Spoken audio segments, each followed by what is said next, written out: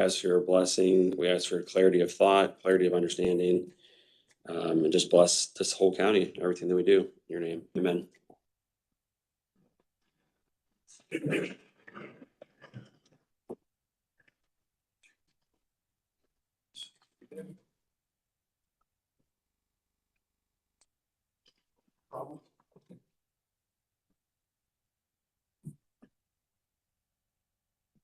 You've all had an opportunity to review the minutes from the last meeting. Any additions, corrections? Motion to accept them. Second. John, Bob, motion to approve the minutes from the last meeting. Those in favor? Aye. Opposed?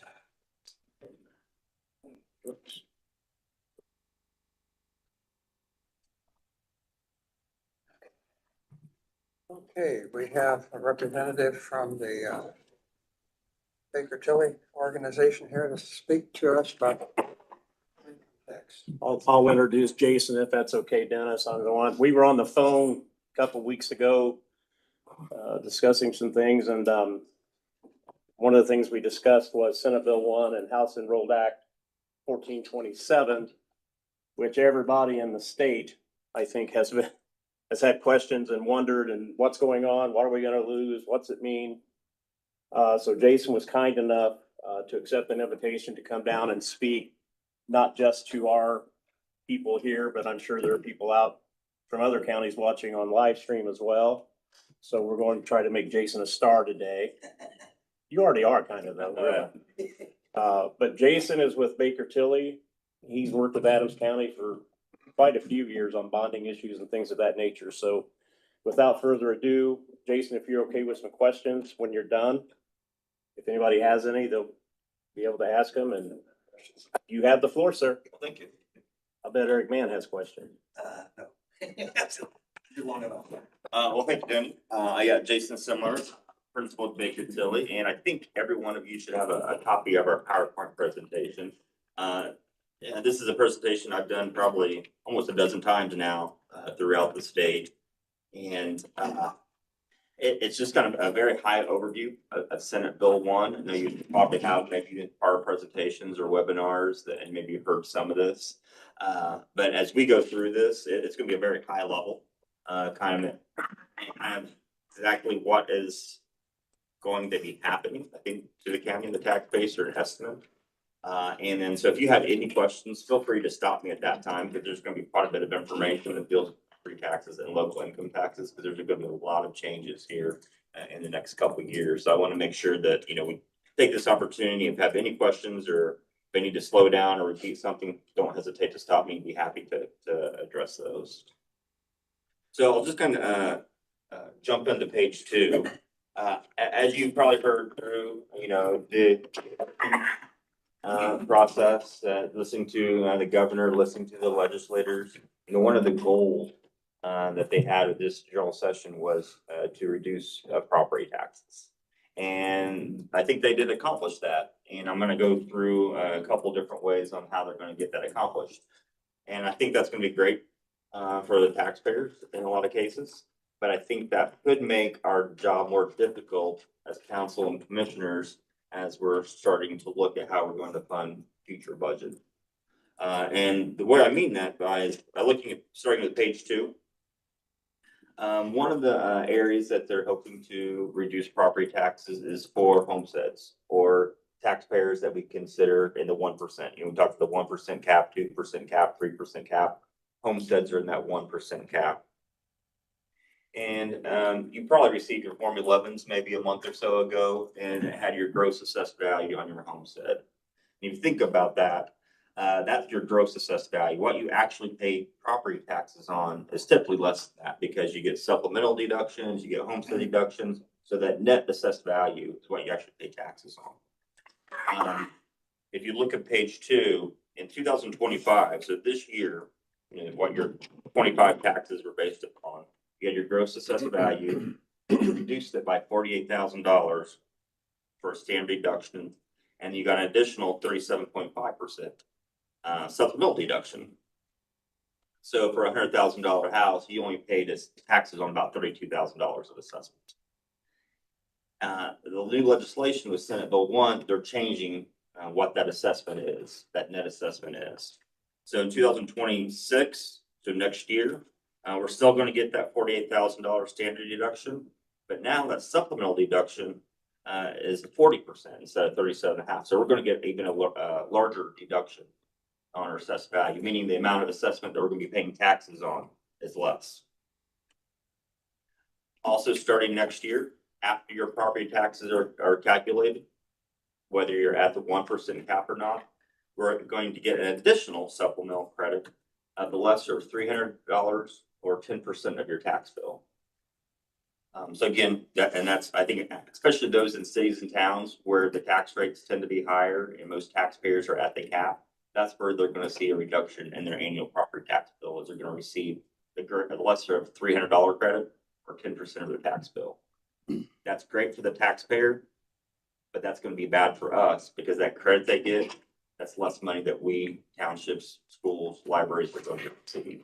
So I don't talk about that.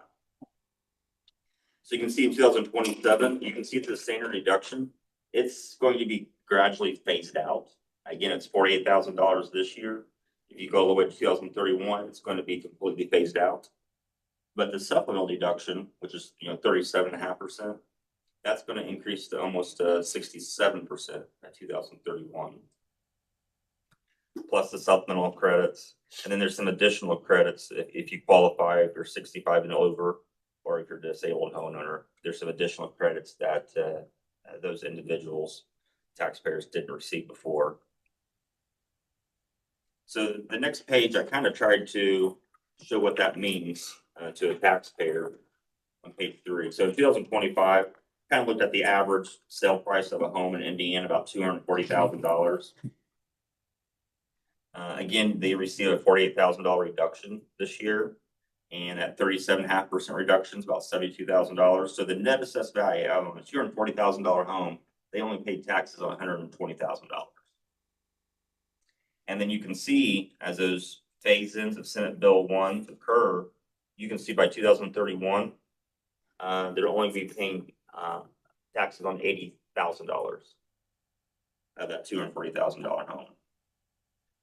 Again, that's great for the taxpayer, but from your perspective and from the city's perspective or from the school's perspective, that decrease from $120,000 of assessed value to $80,000, that's eating into your tax base.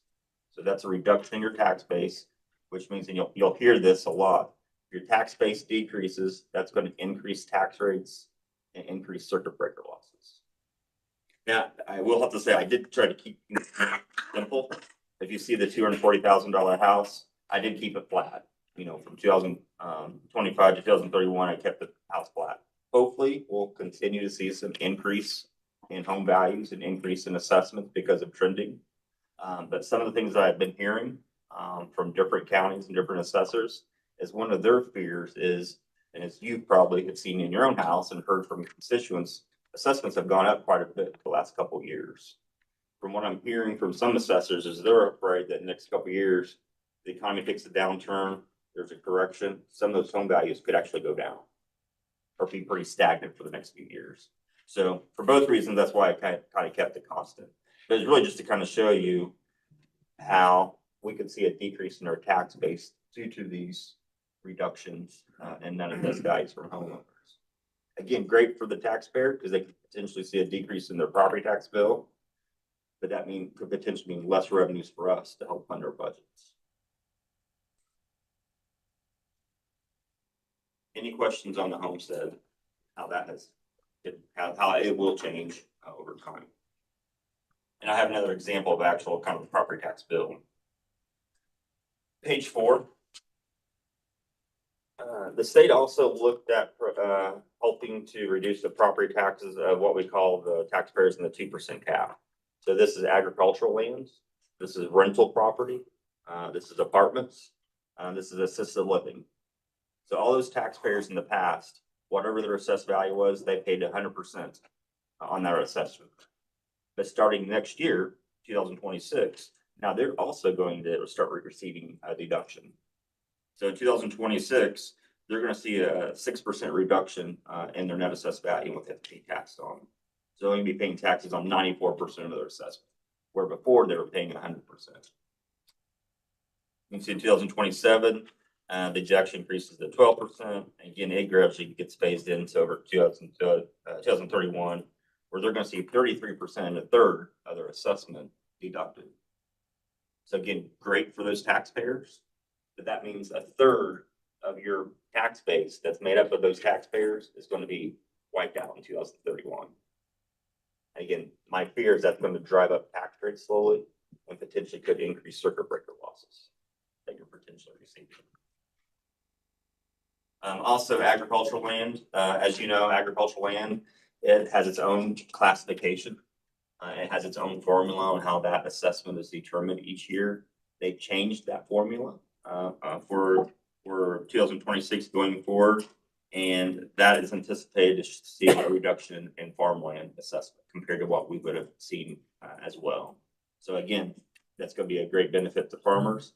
That's going to hurt the tax base of the county. And then the third property tax classification that was benefited from Senate Bill 1 is the business personal property, so commercial. I got a question on, for the agricultural, the assessment is gonna be completely different. There's a formula on how much assessment there is per acre. And they've changed that formula.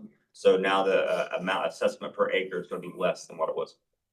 And does that tie into appraised value at all? Just completely, so that won't affect, I mean, agricultural land is, the last 10, 15 years just went through the roof, so that Yeah. will have. It's not based upon appraised value, but I believe it is based upon the amount of income that's generated off, the number of bushels that are generated off the acreage of land, but it's not based upon sales price. And that, it has been that way for quite some time. I mean, just because an acre of land might sell for $10,000 an acre or whatever it is, the assessment has nothing to do with the sales price. And that part hasn't changed, but the formula to come up with the assessment per acre has changed. And the new method now reduces that amount of AB per acre. All right, thanks. The third component of Senate Bill 1 to help reduce property taxes has to do with business personal property. Right now, you see that de minimis exemption. So basically, if you're a company and you only owe $80,000 or invested $80,000 of equipment, you can file an exemption and not pay any property taxes on that equipment. 2026, that stays the same, but in 2027, you can see it increases to $2 million. So if you own or invest $2 million in equipment, you can file an exemption and not pay any personal property taxes on that equipment.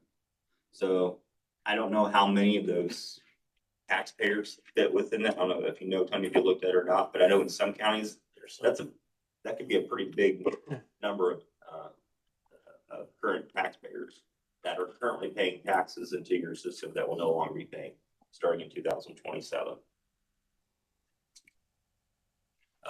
The other thing I think that's really key, if you look at them at the bottom, removes the 30% personal property floor for equipment placed in service after January 2025. So right now, if you invest in equipment, that equipment depreciates over time, just kind of like your car, or if you're a farmer, all your equipment depreciates. For Indiana property tax purposes, you pay taxes on the greater of what that depreciated value is, or 30% of cost. So you never pay less than 30% of the cost of the equipment. That's why we call it a 30% floor. That's pretty unique in Indiana. But it was really helped the county and your tax base because you're at least going to get 30% of that assessment. With Senate Bill 1, they took that away for new equipment. Now that new equipment can be assessed all the way down to, depending upon the life of the equipment, 5%, 50%, or 20%. Is that the 30% of the original cost or the Yes. depreciated value over time? 30% of the original cost. So now before $1 million, the minimum assessment was $300,000. Now that minimum assessment could be $150,000. It could cut your assessment in half Again, the original intent was to wipe out personal property with not paying taxes on personal property. Because a lot of our surrounding states, they don't pay taxes on equipment. But we tried to explain that, majority or a large percentage of our tax base is made of personal property. If we completely eliminated that, we need to make it up someplace else. So what they decided to do is not take away the tax base that we have now with equipment, but any new equipment that gets invested, they're not subject to that 30% floor. My concern is over time, think about if you're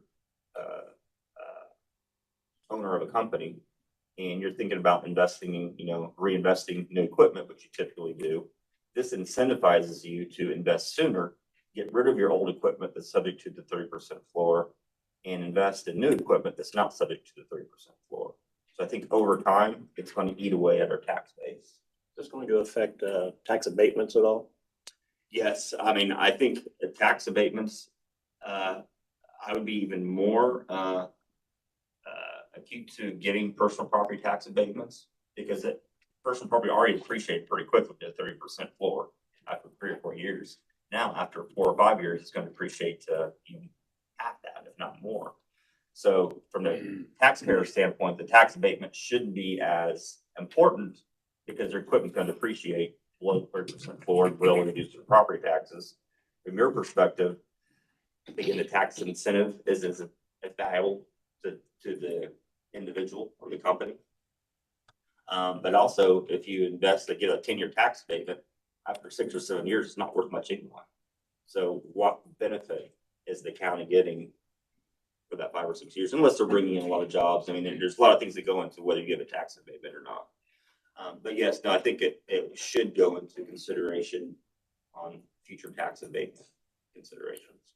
Colton Bickle, Economic Development, you might know more about how many companies in the county would be receiving equipment in the amounts that he's talking about, up to 2 million. Yeah, is that all of their equipment?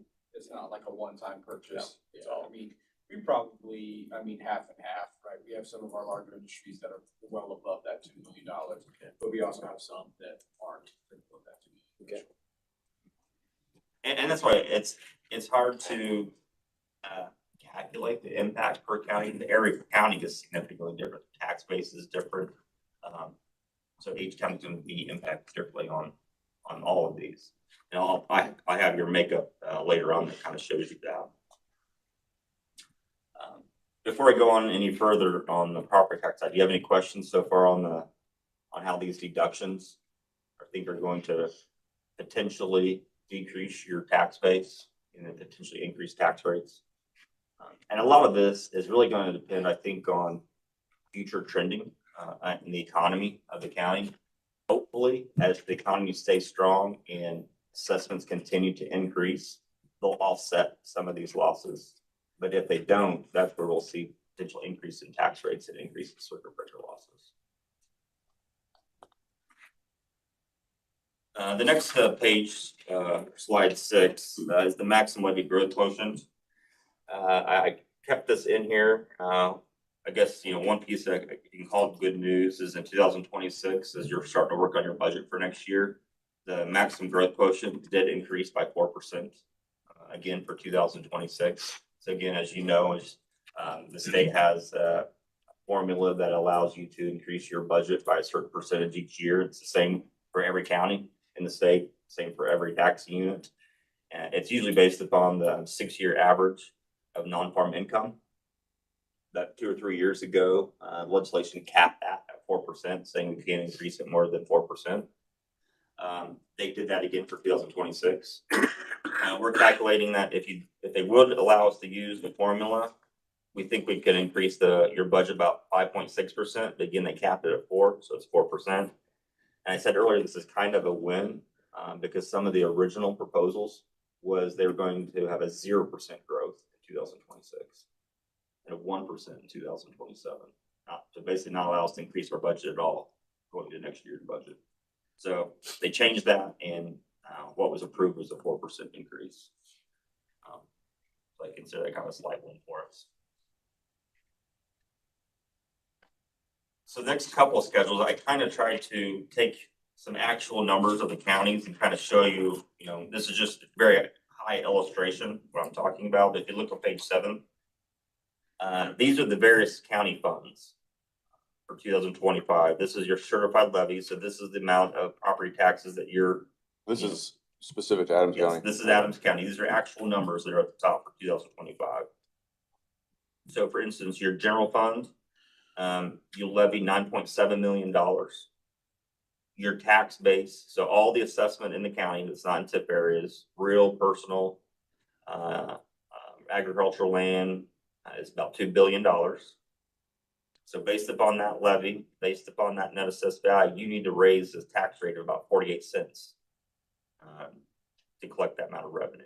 So if you look at all your funds there, total about $12.8 million, and you have a 63.633 cents tax rate for 2025. It's the county's tax rate.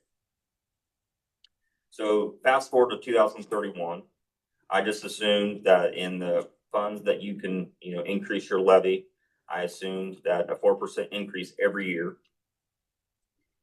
that gets you to about $15.9 million. And I said, okay, what if all those things that I just mentioned, you know, the decrease in the homestead credits, the decrease in the assessments because of the 2% agricultural decrease in equipment, what would happen in 2031? Your tax base decreases by 20%. And I just took that out of the air just for illustration. And the rest of your the economy, the trending, it pretty much stays stagnant. So your tax base decreases by 20%. So it's 80% of what it is now. To generate that budget of $15.9 million, you would need to have a tax rate of 98 cents. Again, because your budget's increasing, but if your tax base goes down, you need to raise a higher tax rate to generate that amount of revenue.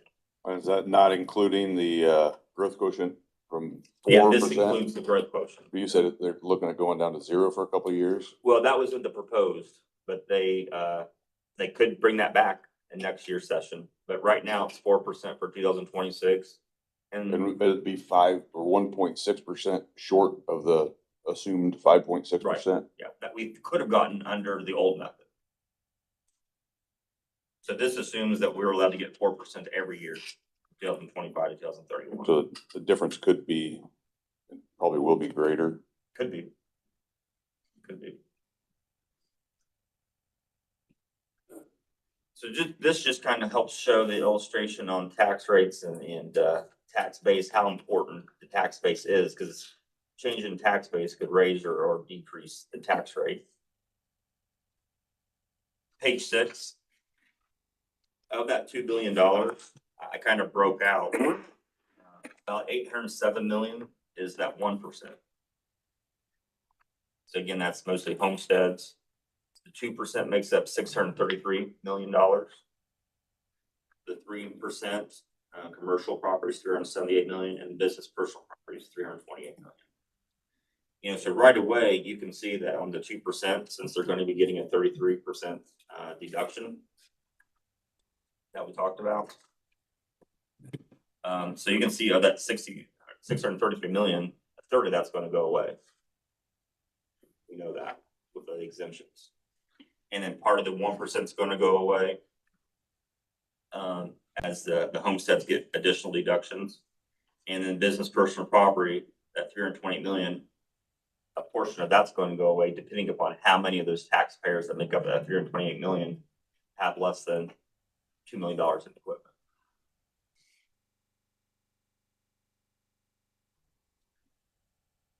Page 9, I talked about your circuit breaker.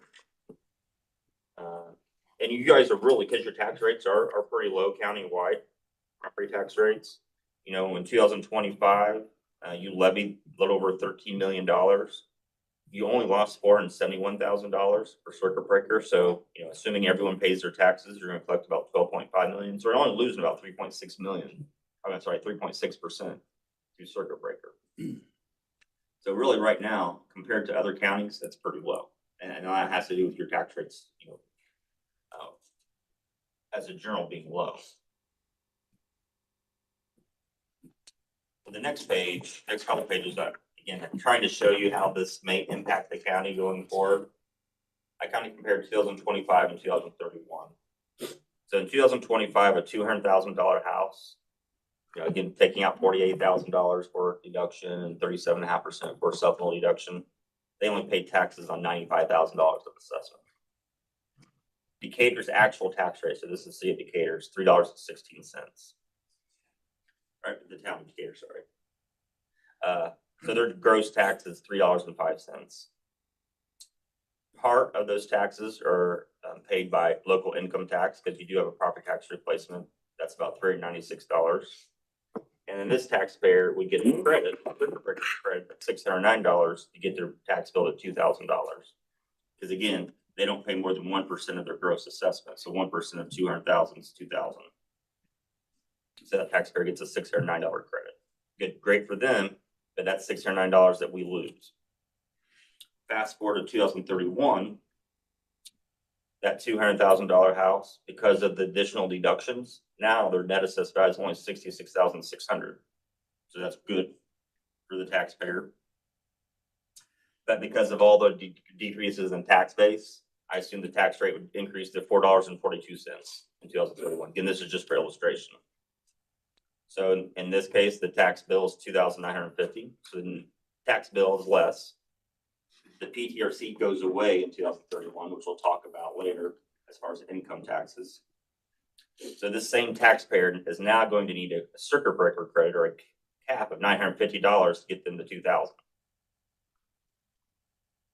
And then, as I mentioned, after the tax bill is calculated, they also get an additional credit of 10% for $300. In this case, it's $200. In the town of Decatur, this taxpayer's tax bill is going to go from $2,000 to $1,800. So they anticipate to see a reduction in property taxes.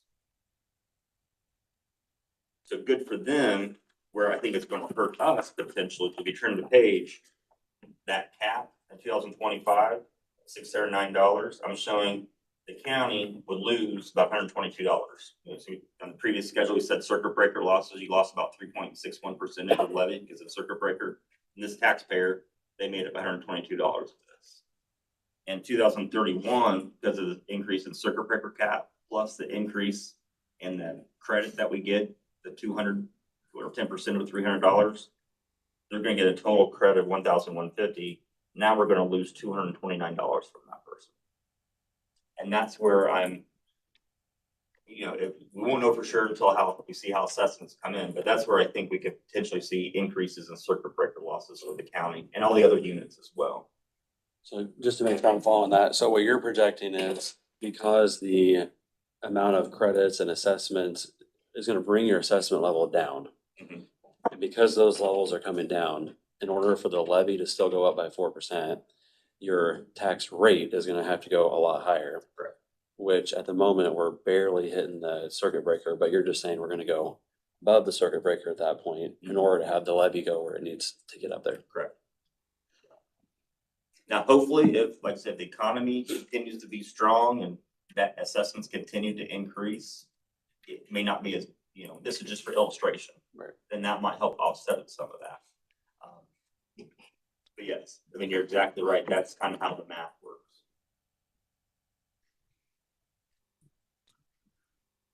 Any other questions? I know this is a lot of detailed information, but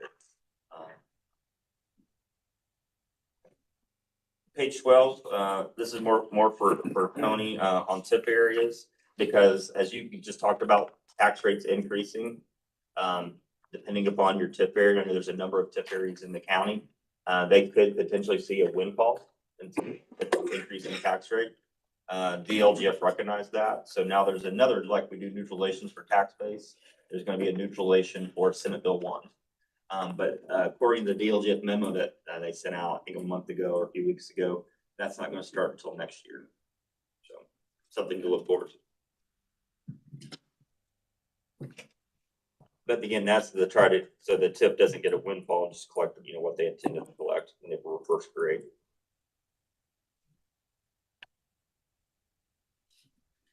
So before I jump into the local income tax, which is even more complicated, I'd be happy to stop and try to answer any questions that you may have.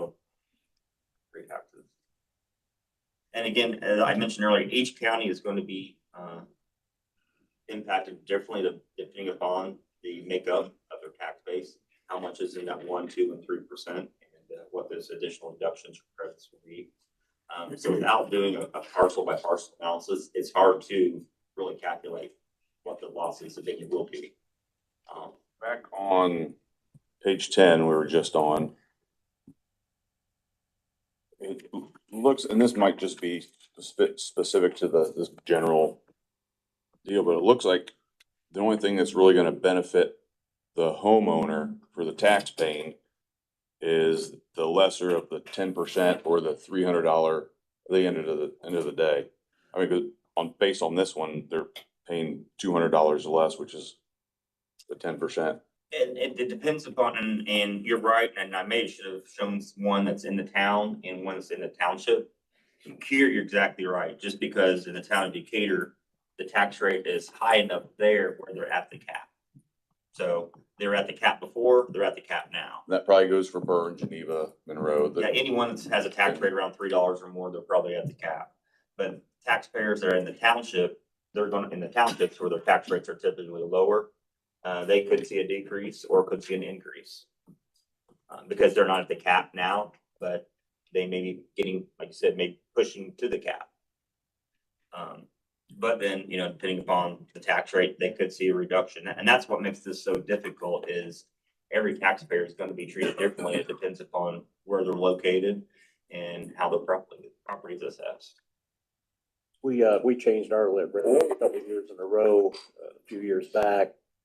As a matter of fact, Jason, following your talk, our public hearing that we break into regarding lit, a lot of what Jason's gonna talk about now will have a bearing on what we discuss at that public hearing, which we can't vote on anything at that public hearing, but we can discuss in case we want to do anything with lit. You have to start now because there are 30-day waiting periods and all kinds of stuff as you go to October. So the next part of Jason's speech will be very important on what we discuss, or I should say you all. I don't vote. You guys vote. There's 7 of you on whether to do anything with lit or not. So that's what we're going to be looking at, Jason. What's in our best interest? Lower, up, stay the same. So that's kind of where we're heading after you talk. And I'll tell you, a lot of, well, even before Senate Bill 1,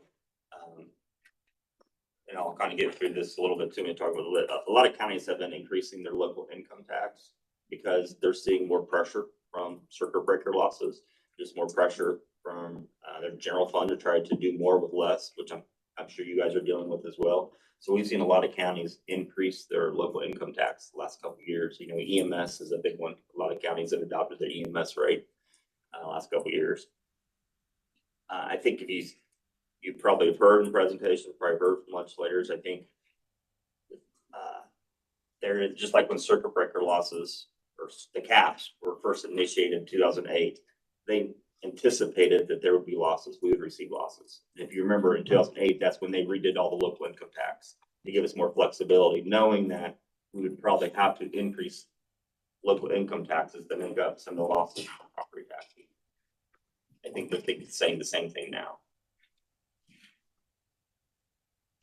So with that being said, there were some changes to local income tax. So on page 13, I kind of summarize what your current local tax is right now. Right now, the county has certified shares, which goes into your general fund, as you know. County collects about $4 million. This is just the county unit. Your current rate's 0.6%. You also collect over $2 million in public safety. Its rate's 0.31%. You also collect $235,000 of PSAP, your public safety that you get to keep yourself. The county has also adopted a 0.4% edit rate, which the county unit receives about $3 million. So of those 4 buckets, you total about 1.31%. You can go up to 2.5% from those 3, or you could adopt the LIT, which is the jail rate, EMS, or judicial system. So about $9.9 million. So you have about 1.19% remaining. Again, you're 1.31%, you can go up to 2.5.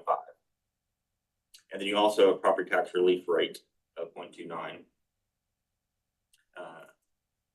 So your total rate's 1.6%. So you have, under the current law, which is going to last for 2 more years, I'll get to that more. You have plenty of cushion to increase, one of these rates to generate more revenue. On page 14, I show all 92 counties. The lowest county with the lowest rates, Porter County at 0.5. The county with the highest rates, 3%. And we work with both, so we don't have a definitely try to encourage one or another. But as you can see, Adams County at 1.6%. The average, I think, in 2025 was about 1.91%. So as you can see from the graph, your total rate is less than the average statewide. So with Senate Bill 1, like I said, for property taxes, you kind of saw where they kind of took it, the current system shook it up and came out with something new. For local income taxes, they basically threw it out and started from scratch. So starting in 2027, I guess the county council, you guys decide on any changes. 55%. Okay, so there is a local income tax council, but the county makes up 55%. Yeah. Starting in 2027, there will be no longer a local income tax council. So that will be completely gone. County council will get to decide. Don't have to think about population or anything like that. You'll get to make all the decisions. Also beginning in 2027, right now, if council makes a decision, local income tax makes a decision, that stays in effect until you decide to change it. Starting in 2027, the council is going to have to annually have a public hearing to decide on what you want to adopt for the upcoming year. So that's a big change for the council. So, I mean, just even if we change nothing, but we just have to have a hearing. Yes.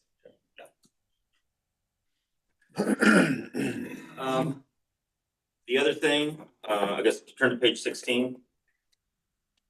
And this is kind of shown basically 16 and 17 are the words, and then page 18 is kind of a graph. So you may want to look at the graph on page 18 while you go through this.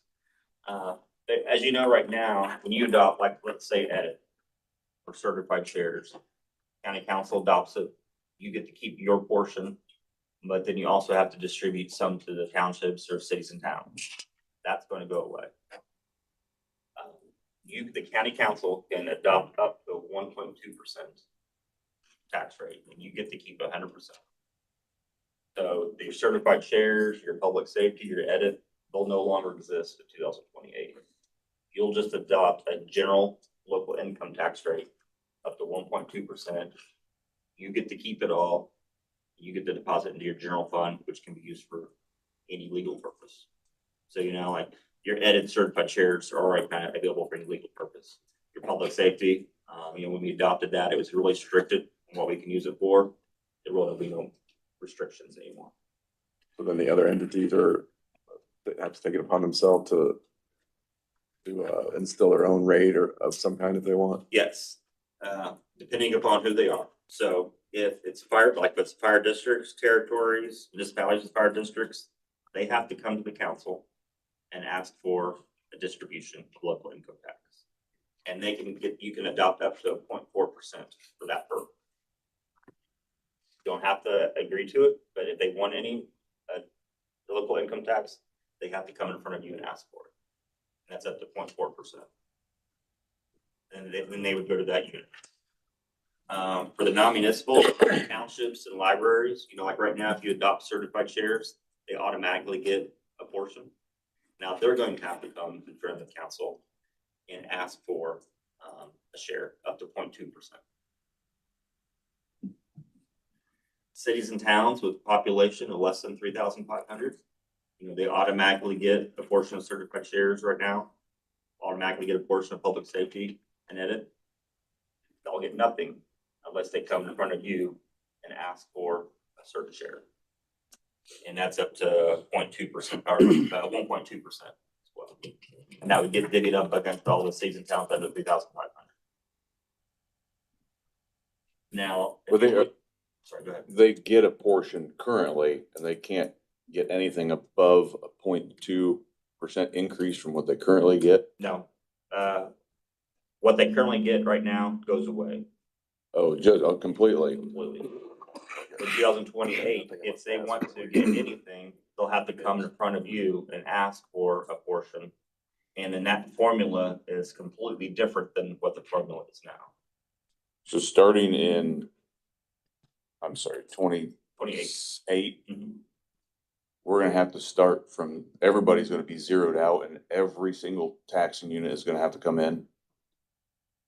And at 0.4 or 0.2% or less, whatever. Or 1.2 for the cities and towns under 3,500. So this is putting a lot more responsibility on you guys than you've ever had before. The other thing on the 1.2%, if you're on page 18, if you look at footnote number 2, this is in the statute. But that 1.2% that you can give the small cities and towns, you get to keep up to 0.75% of that if you want to, before you distribute it. So there's even another kind of pot of money that the county can collect. And where are you at on 18? Slide 18, if you look at footnote number 2. Okay. So the county adopts the maximum, so if you adopt a max 1.2% general fund rate and you still need more money, you can adopt the 1.2% for the small cities and towns and keep 0.75% of that. And the remaining 25% goes to the city.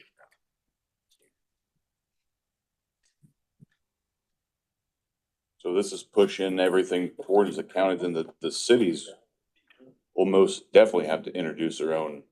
Yeah, I mean, if Oh, that's a huge hit. potentially, I mean, we're gonna have to run the math and see, but yeah, you could potentially see cities and towns, what they're currently collecting now, could see much less under the new system. You kind of have to remember. I mean, it could, but just to keep it in perspective, I know this is adding up to all this amount, but our total income tax right now, including all the cities and towns, is only 1.6. Right, so that's everything.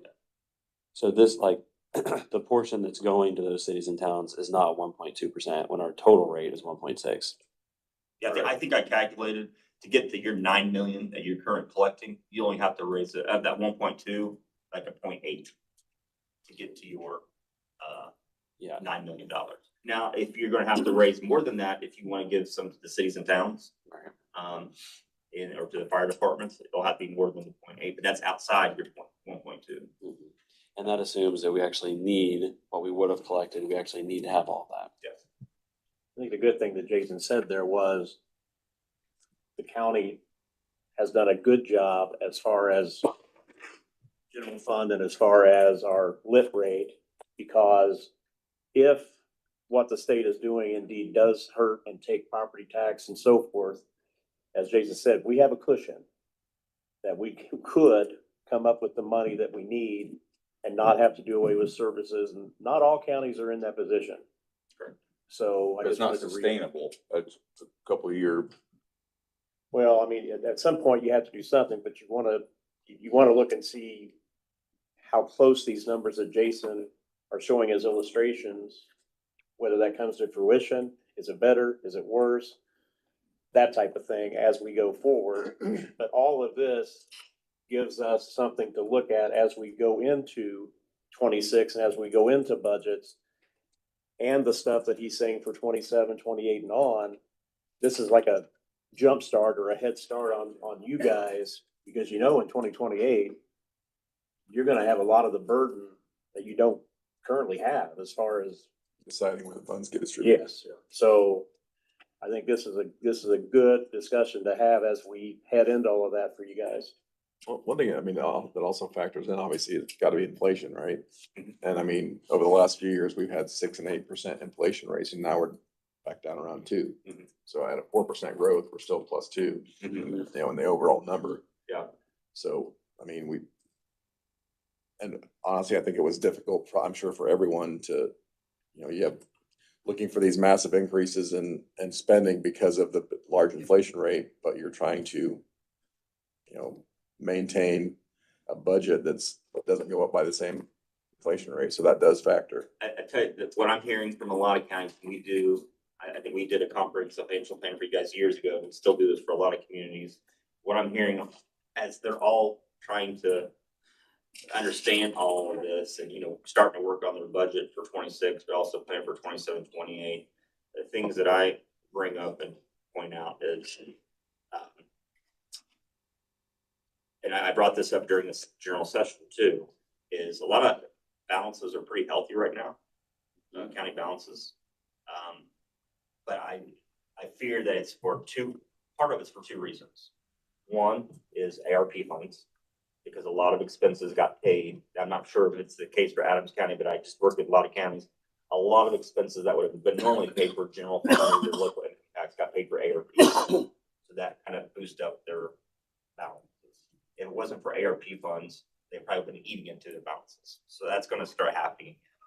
The other thing that I'm seeing, and you kind of hit on it, is the interest rates. I mean, you probably saw a lot more interest earnings the last couple of years than you have historically. Now, luckily, interest rates are doing pretty well right now. They're still high. But if that goes back down to that 1%, that really, I know from a lot of our clients, that really saved a lot of counties, because that additional revenue from the interest that they earn. If they hadn't had that, they'd be spending more than what they're bringing in. So those are two things that you think about when you're looking at your budget. If you're looking at increasing local income taxes, not just the impacts of Senate Bill 1, if that's going to increase circuit breaker losses, but think about a couple of those things as well. At least that's what I'm seeing in other counties. The other thing, as we start moving away from property taxes and local income taxes is a much more volatile revenue stream. So I know when we talked to you, we've always kind of talked about healthy cash balances and what that should be. And we talk about, 2% is kind of like the minimum. It's great to have, even that's 15, basically means that you have enough money in the bank to cover 2 months of expenses. That may not be enough with local income taxes to remain or a more priority in your revenue stream. You may want to get closer to 6 months, something like that. So those are also things that I'm telling counties that you're thinking about increasing your local income tax. A lot of counties are saying this may be a good year to do it because of the uncertainty of Senate Bill 1. No one wants to increase local any tax, but if taxpayers are going to see a reduction in their property tax bills, and the state's kind of forcing us from moving from property taxes to local income tax, maybe it's a good time to do it now, knowing that in probably 2028 we'll need to do it. We can already kind of get ahead of the game now. We may not have to do it in 28, or the increase may not be as big in 28. So those are all the things that I know other county councils are thinking about. I know we've worked hard over the last couple of years, and I'm just shooting from the hip here, but I think our county general has close to 6 months. I think we've got pretty good. Yeah. Actually, it might be closer to a year, actually. It's in good shape. Yeah, and over the last 2 years, our cumulative budget increase was actually a decrease of 1% over 2 years. Correct. So we've got room here. That we've done a lot of hard work. One thing you'll want to look at this year for council is your edit in your public safety. Is again in 2028, your general fund is going to absorb those revenues, but they're also going to absorb all those costs. So you may want to start thinking now how that mindset, because I've had some counties where general fund maybe look really well, but the public safety funds just barely making it. So once you combine them, then it doesn't look so good. So you might want to start having that mindset now, so you can. That's what I was gonna ask. You're back on 16, page 16, at like the non-municipal units, Mhm. 0.2% max, or but a 0.05% per type of unit. So is this 0.05% divided by how many taxing units? Yeah. Can equal 0.2% Yeah. You can't get more than 0.05. per unit? in the 0.2%.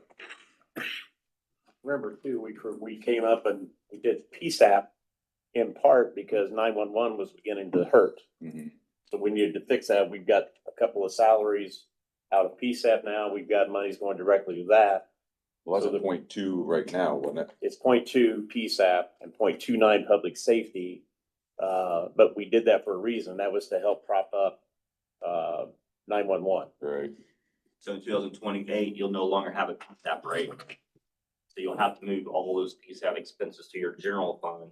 And then in 2027, when it's time to make a decision for 2028, we'll need to put a tax rate in place to make sure they can cover not only your certified shares that all automatically or currently goes into your general fund, but the PSAP and in edit, because that will also now go into your general fund. So is that, I guess with your experience with other counties, are they doing this at the 0.05% per taxing type? Are they doing that population based now as far as, I mean, I'm at Aaron Hackman's in the back, I don't No, right now, under your current, the only time that townships and libraries receive any money is through your certified shares. And that's based upon their levies. So you don't have any say how much the libraries and townships receive. It's based upon a formula. And they just get a certain amount every year that Tony transfers every month to them. No, I mean, going forward. But going forward, yeah, we'll have to basically do this calculation and see, you know, how much they're gonna request. I mean, really, until they come to you and request, you're not required to do anything. Once they request, I think we'll need, want to do that calculation to see what rate do we need to adopt, get them what they need. It may or may not be enough. I'm just doing some real basic math here, that all those municipalities, other than the library, are all getting 7 to 25,000. Right, except for Monroe has a little bit more. Monroe and Geneva and Bern, but all the townships and all that, those are like 7 to 20. Which is like 0.2. You know, so it's a lot less than that 0.05 or 0.02, so it's a lot less than that 0.05. So we shouldn't have a problem with it. That shouldn't be a problem for most of them, I wouldn't think. But to tell you the truth, we have, I mean, I don't think any county has asked us to get to calculate that quite yet. It's really, Too far ahead. yeah, it's really, we're starting to see, well, I guess before I get answer your question, the other big thing that I want to hit, if you go back to page 18, the other huge significant change is we talked about cities and towns under 3,500, but how many cities and towns do you have with a population of over 3,500? 3, 2 or 2, yeah. Decatur and Decatur and Bern. Bern. So both of those entities will be able to adopt, their council will be able to adopt their own 1.2. Those two communities do not have to go in front of you to ask. Their councils will adopt it. And it's up to 1.2%. So that's important because in, like I said, town Decatur, you could potentially have a citizen in Decatur that's gonna pay a city local income tax rate and county local income tax. And that's in addition to the 1.2 county, Yes. and that's, well, Yeah, they could pay the 2.4 in order 1.2 county, they could pay the 0.4 fire, 0.2 non-municipal, 1.2, they can't pay more than 2.9. No one in the county can pay that's more what I than was looking 2.9. for. But yeah. So you'll have different people in the county paying different local income taxes.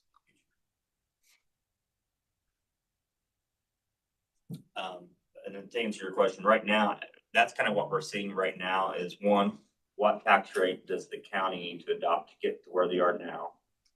We're also doing Senate Bill 1 impacts, that parcel by parcel analysis we talked about. We're starting to do those. Say, okay, how much do we think we're going to lose? Because these are just illustrations in 2027. I don't think we're going to lose a whole lot in 26 because the phase in is pretty small. But once we start getting to 2028, 2029, I could see potentially some big impacts.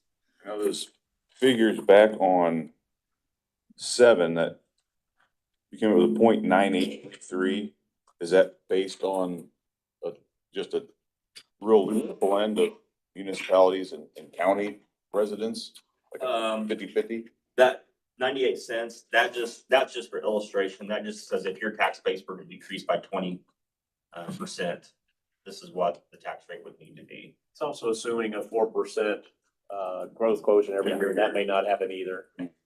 This was just kind of just to show you how the math works and why tax rates increase, and then showing you if tax rates do increase, how that could harm us by increasing circuit breaker losses. I mean, and that's where we can do sensitivity analysis, do the parcel by parcel, show all these changes, and we can show what a trending increase is 3% per year or 5% per year. If that increases 5% per year, we may not have it. Could be better off. Just don't know. But I think that's where, until you run those numbers, it's hard to project. But to answer your question, I think what we're getting calls right now on is one, what rate in 2028 do we need to adopt to be able to generate an amount of revenue that we collect now? How much more revenue do you think we're going to need to generate because of losses because of Senate Bill 1? And then we're also starting to get some calls on, okay, with this, burn indicator, how much are they going to receive? Because I have seen in some communities where the 1.2% for the city isn't enough. They go to the max. They're not going to collect as much as what they are now under the current system. I've seen that for some very large cities up north, and significantly reductions. So we're seeing some of that. We haven't really gotten calls on the small cities and counties yet. I think that's people are still starting to have these kind of conversations, but that will come because I would not be surprised if some cities and towns may receive less under the current system than what they are now. As well.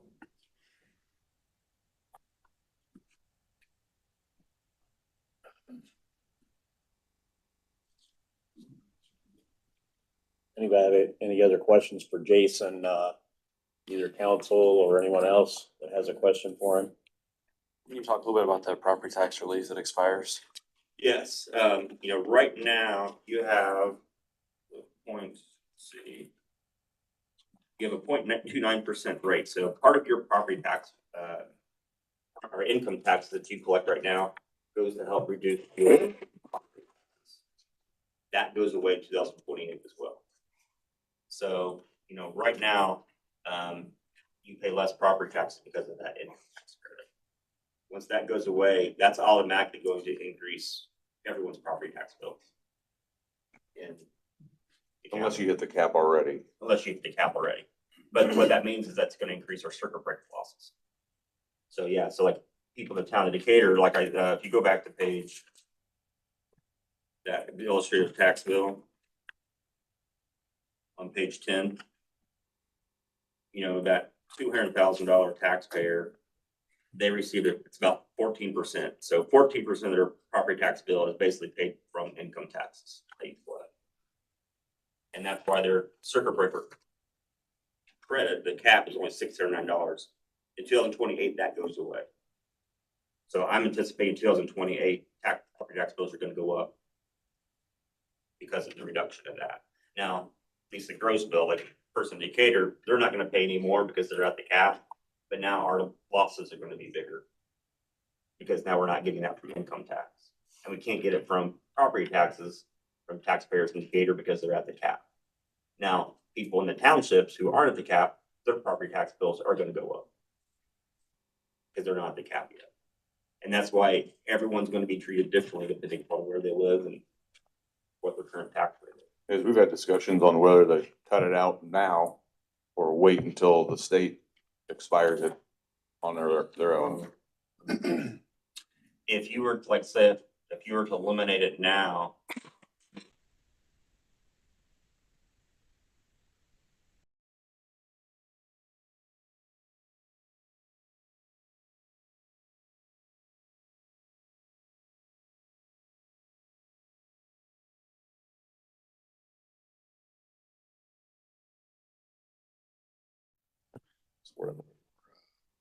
hopefully the increase. Cancel out. Kind of cancel each other out.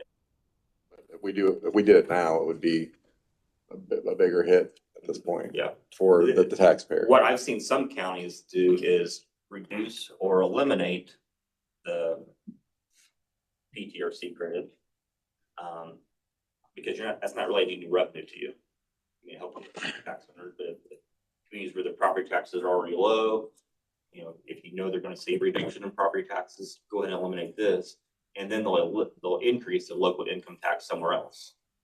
That way, from the local income tax standpoint, they don't see an increase, but now you're going to adopt a new local income tax that's going to actually give you new revenue that you can use Just created a new bucket. to pay for services. That's where I So see, if you did nothing, we're at 1.6. If you did nothing, the 0.29 just rolls into wherever we decide to put it, right? I mean, it's, if you decide to put it, So in 28, yeah, it goes Yeah. away in completely. 28, it goes away, and then you But just have the option to do up to 1.2%.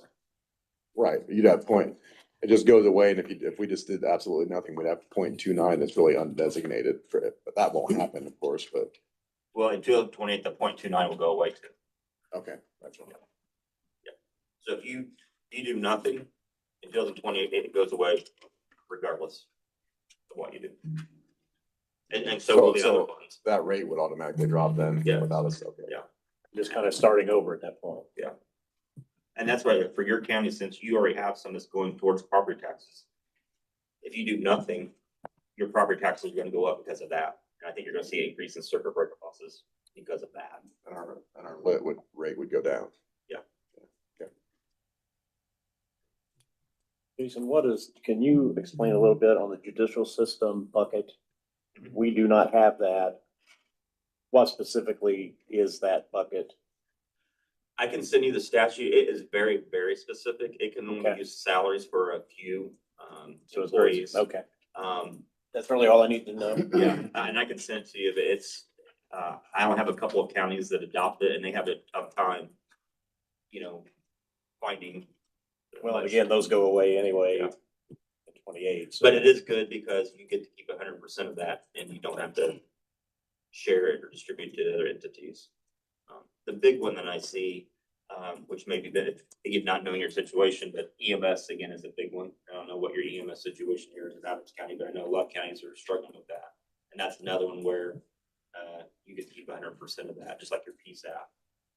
So it's more efficient to adopt that one.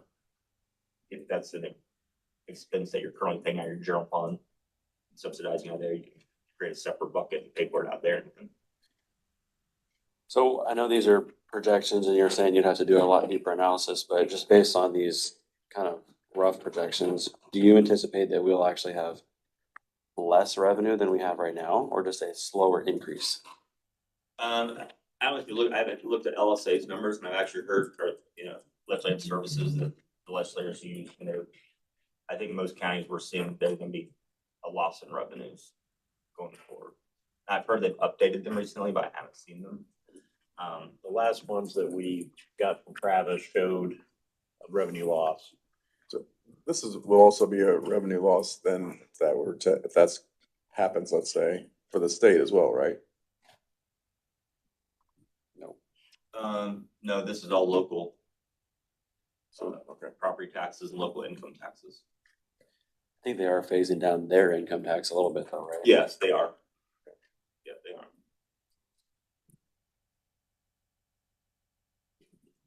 Any other questions for Jason?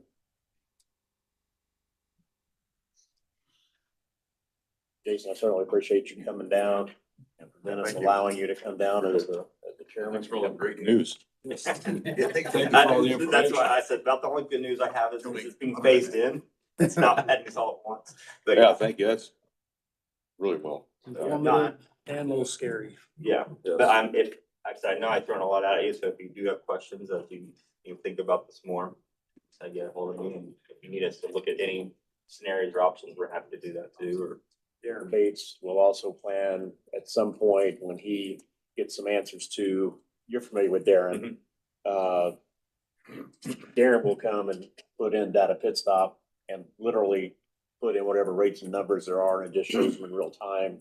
So that will happen at some point as well, but I appreciate Jason coming to answer a lot of questions that a lot of counties have had. At least it kind of gives us some idea going forward. Thank you. Thank you very Thank much. you. Thank you. Thank you.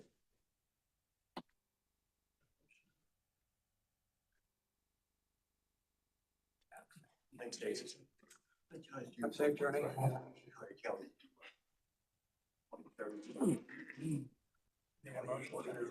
Exit the public hearing. Need a motion to exit the general meeting and enter the public hearing. Second. Was it Corey and Bob? Yeah, well, you're okay with him having a copy, right? What? He's asking me, but he should probably ask you. Yeah, I didn't hear it. You mind if I pass it? Oh, I don't care. It's public knowledge. Honestly. Hey, do you have Aaron, see if he has an extra one. If not, I'll get you one.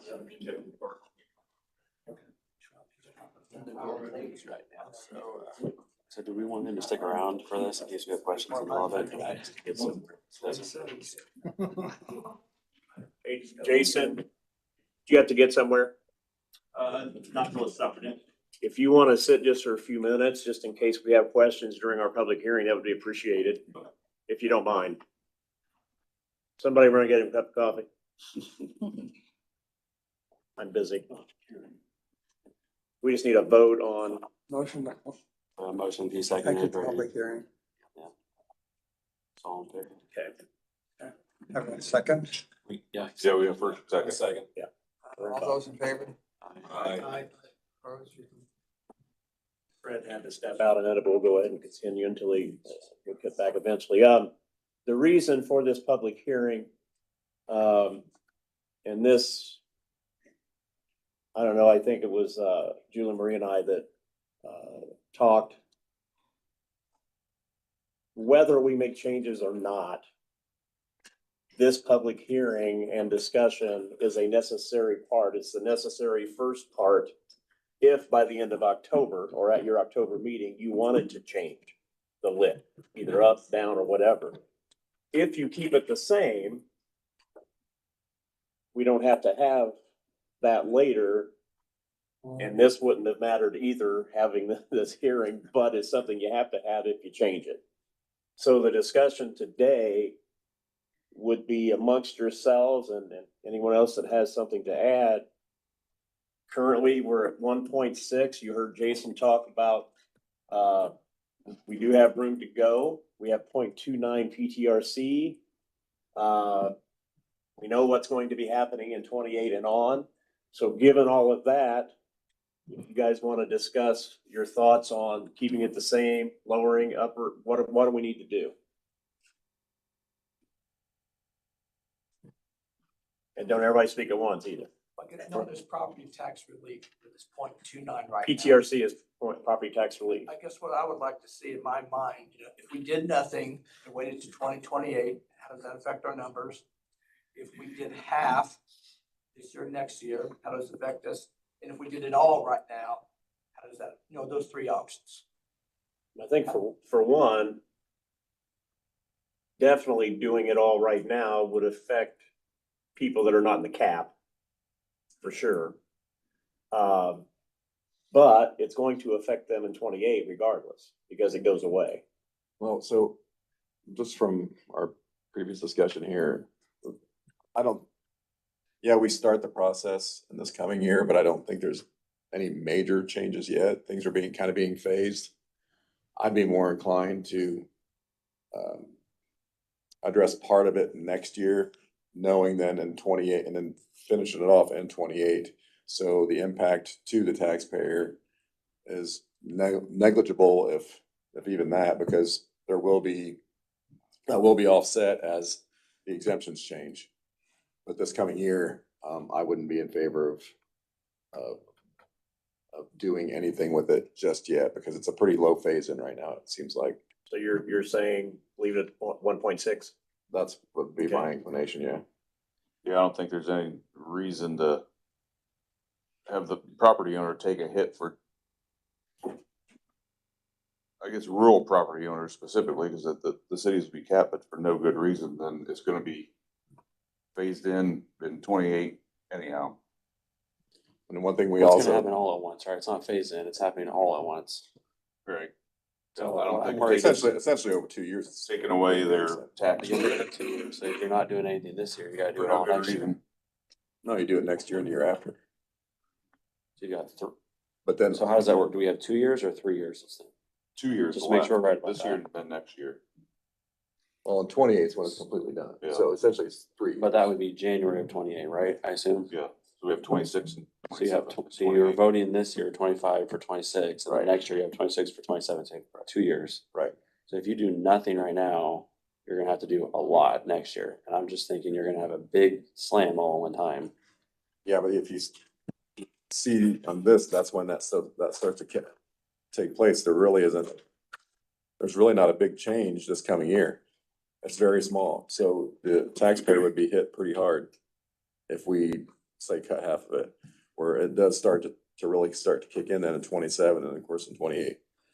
I mean, my preference would be to do half, but if we can't get consensus, I mean, I don't know where everybody else is at on this. I know that's what you guys are saying, but where are you guys at? Can we get a little bit at least, like start moving? Yeah, Sam?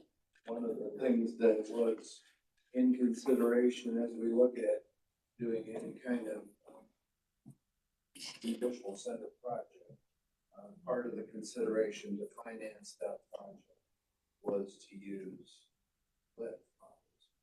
So I know there's gonna be some changes like in 2029, but that lit fund has been used to service the hospital bond. So that's gonna go away. But also, if we are considering using lit funds to service a bond for the judicial center, and I'm just saying that's probably something to take into consideration as far as how you want to handle it. Yeah, that's a good point. I don't think that affects this because this is income tax being collected to offset property tax. I don't think it goes into that analysis anyway.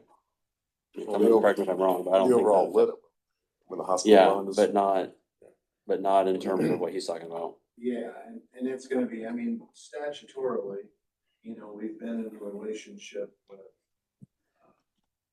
Decatur, Monroe, Verne, and Geneva through the tax council, which obviously we've been 55% of.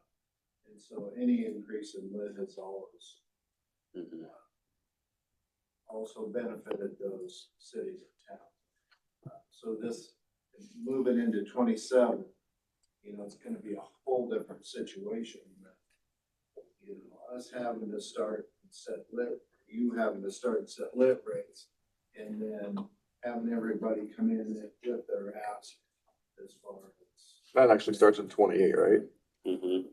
I think 27, page 1. Yeah. So the lit, and then if Decatur pulls out of that to establish their own.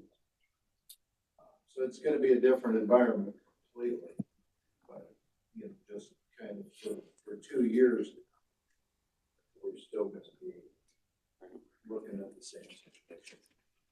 Jason, were you gonna say something? Yeah, and I haven't ran numbers on the project for over a year, so I'm not sure the timing of the project, but something you may want to consider, and I don't know what the project scope is anymore, but I know we're looking at having to do a pretty large bond issue for that size project. Something that you may want to consider. I don't know where we're at in progress or how soon this may happen, but if you were to adopt the rate right now, and start collecting revenue, even if you may not do a project for a year or 2 years, that's 2 years of revenue that you could accumulate that we could save not to borrow as much. So, again, you're gonna have to increase the tax eventually, like in 2028. You might wanna do it now, and so you can accumulate that revenue and borrow less. So you have a cash on hand to help pay for the project. That's just a thought, but I haven't been involved in the specifics for a while, but. Getting to this hospital bond, that's going to be paid off in a couple of years. Mhm. Then with this new legislation, you have to wait a year before you can use that money for a new project. I think Well, that was not the if you initiate legislation. it before that. Yeah, that's starting in 28.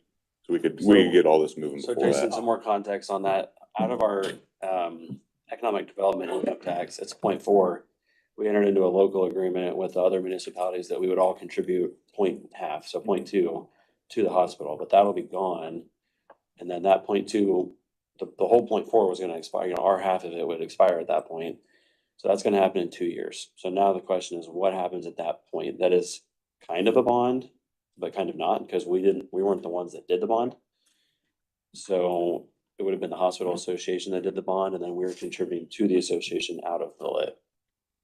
But that doesn't, county local income tax, you just, like you said, you went to an agreement to pay those bonds off, so I think those bonds, do they mature in 26, 28, Well, they Well, they technically, mature they're in not a till- while, or 33? Well, but the we entered hospital it. has agreed to Yes. pay it off in a couple of years. Are we still on pace with that? We better be. So, Well, that's, you know, Yeah. so that's something to, yeah, right now it's just a verbal agreement that they've agreed to pay off. Because ultimately, you know, when that agreement was first made, I'm sure it's not exactly, but essentially the county and all of its entities were paying half the bill and the hospital is paying half. Well, now the county's paying about 100% of it. Because the income tax has Because- gone up. oh, So, I see, yeah. so they've agreed to pay it off early. So that would free up funds for the other things that we have to accomplish in the county. Well, and it wasn't half of it.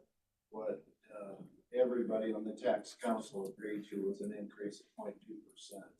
And then that 0.2, the revenue from that additional income tax levy was committed to service the fund. So at that point, structurally, it was about half. But since that time, employment has went up, wages have went up, our share of the lit revenue has gone up. And so that 0.2% has paid a much larger portion now to where we're paying to service almost the entire bond service. Yeah, it was 90%. Those bonds are still outstanding in 2028. That local income tax is gone. Mhm. So this is probably going to talk to attorney because now we're starting to get into the legal issues with issues. That agreement you have is you're pledging 0.2% of edit, well, it's not there anymore. Mhm. So you can't pledge it. So probably what's going to happen if you agree to it is of that 1.2%, we'll probably have to have at least enough to cover the bond payment. Now, the portion of the other cities and towns, communities pay for, that's something we're gonna have to think about how that would work. Now, off the top of my head, they agreed to finish that at the end of 28, or was it the end of 27? And I think our last payment, I believe will be in 28. They pay it off. Yeah, I've We actually would got be done in some 28. sheets, calculations made up where it's, like you were saying, the 0.125% for the next 2.5 years, by the time the next bond rolls around would be the increase. And then would keep the same 0.2%. And that would be at a CEDAT, which would be a loss, but then at the same 0.2% rollover would pay for the hospital and also be able to kick back the difference in the bond payment back to the cities and towns for their own economic development, for their small projects, the balance of Well, that's where it's gonna be kind of we're gonna have to do a deep dive in what the ask is gonna be from, for example, Monroe, Geneva, and as far as, well, what their ask is gonna be, and what our responsibility, because we're also using, the EDIT tax to fund the highway department, economic development, council on aging, sewer district. We're also using that money to fund. That's the other point too, though. Well, in all reality though, the sewer district is, I think, self-funding now, I believe, aren't they? And see within the commissioner's responsibilities for the EDIT tax. And even with the highway department, I mean, I know we give them funds every year, but that kind of fluctuates. We're not their primary funding. No, but I'm saying those are all things that are being currently funded. Outside of the obligation to the hospital. yeah, what I was getting to is like he said, for 2.5 years to cover the difference in funding. The difference going back to like Decatur would be 156,000 a year, Bern 52,000, Geneva 21,000, Monroe 8,300, but just for their own economic development projects that they want to take on. Decatur and Bern, they would kind of be on their own, Mhm. you know, whereas that's what we don't know what the other ask would be from. Their own. Well, if there's no other further discussion or questions, Yeah, we still don't. We have a lot of discussion. We haven't decided Into anything. this yet. We're still sorting out that 0.29% thing. Yeah. You can't really vote today anyway, but it's a session to kind of reach a consensus whether we are going to move it in one direction or the other, or if we're gonna leave it the same, so that Julie Marie would be able to prepare some possible ordinances for either thing that we could do next month and still be ready for the end of October. I guess I still look at it as by getting rid of it now, we're telling everybody to get used to paying more property taxes by paying more property taxes now. Where it's gonna be mandated in 28. Why? It would be, they would be paying more in. I don't know. Well, yeah. Like start with Well, if we take the property tax credit relief, huge. that's what we're Take the discussing credits right now. away and their property taxes will go up if they are not capped. These numbers Well, are changing a in the, lot. actually, the point, out of So- that 0.29. Yeah, we can offset that. Property understand. tax I mean, relief, part of Yeah, it, if it- I would be 0.25, Take out point something five. minuscule. when we instituted public safety. I'd maybe go to Local option income tax. That'd be Point 0.0. Because in That's what order it to takes. do I that, just wanna start. so that we had the opportunity by doing the public safety.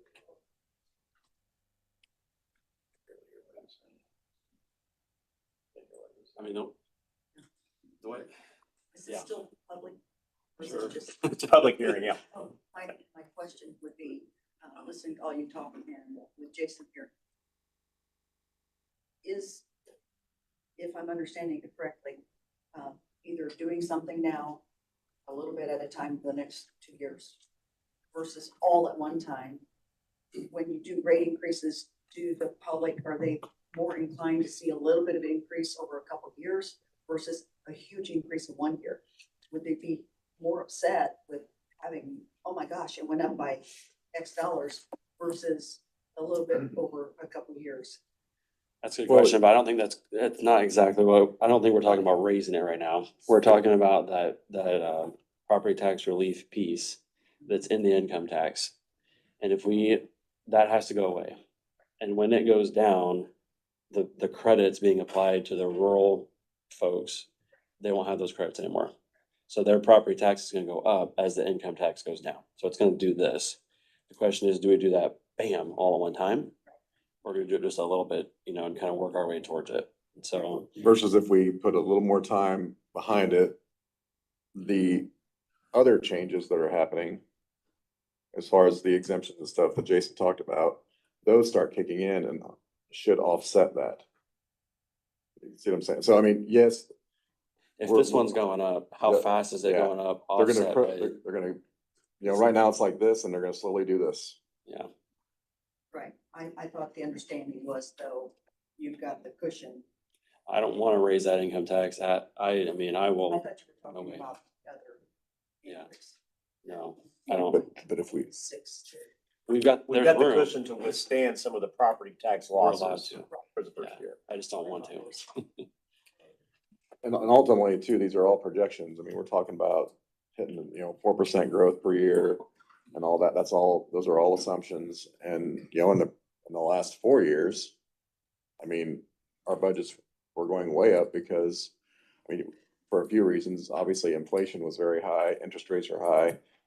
And, ultimately, it drove our budget up as well. And as AVs went up, property taxes went up as well. Well, now inflation's down, interest rates are gonna come down at some point. They're not staying where they're at. So there's gonna be, and then these other changes that are in SB one all kick in. And so, you know, inflation being at, was 6 to 8%, now it's at 2%. So, you know, you'd like to think that that would also positively impact our, you know, what things cost us as a county, as well as obviously every consumer, but unfortunately, we don't have a crystal ball to tell exactly what it's gonna do and what's gonna happen. Yeah, we've always in the past avoided making a bunch of decisions at once with all the regulated decisions we have to make. I don't think adding another complex hoop and adjustment with all the unknowns, I don't think it's a good idea. And again, we're not voting, we're just discussing. Right? It's just discussion. So you're kind of in favor of just leaving the loans at Mhm. 1.2? Yeah, we still don't know what they're gonna correct next year to affect. And one thing that can of course change as well is right now we're saying this goes away by 2028. Well, next year that could change. I mean, they could say it's not going away. So, But what you do know is unless they change the law, it will go away in 2 years. So, you know, even if we don't want to make a big change, I still think can we like start moving that direction, just even if it's a little bit, start moving. Take the bite out of it. I think I'd be more of a gradual change. So we're at 0.29 right now. Gotta get to 0 in 2 years. How far do you go? again, I think there's not a big change in this first year. And so if we make any big change in that, you're gonna be sticking some people. I'm just not in favor of that. Yeah, Ultimately, again, we're not voting right So now. what would you be willing to go to? 0.25? I mean, if we did anything, I wouldn't go any further than that, but I'm not completely even sold on that personally, but I'll have to I think think if you about could come that. up with a couple of possibilities, one of them obviously is not doing anything and Julie Marie wouldn't have to prepare anything. But if you had a couple of possibilities of what you might consider next month to do, and she knows what those numbers look like, we could have that ready to go, whichever way you go next month. Does that make sense?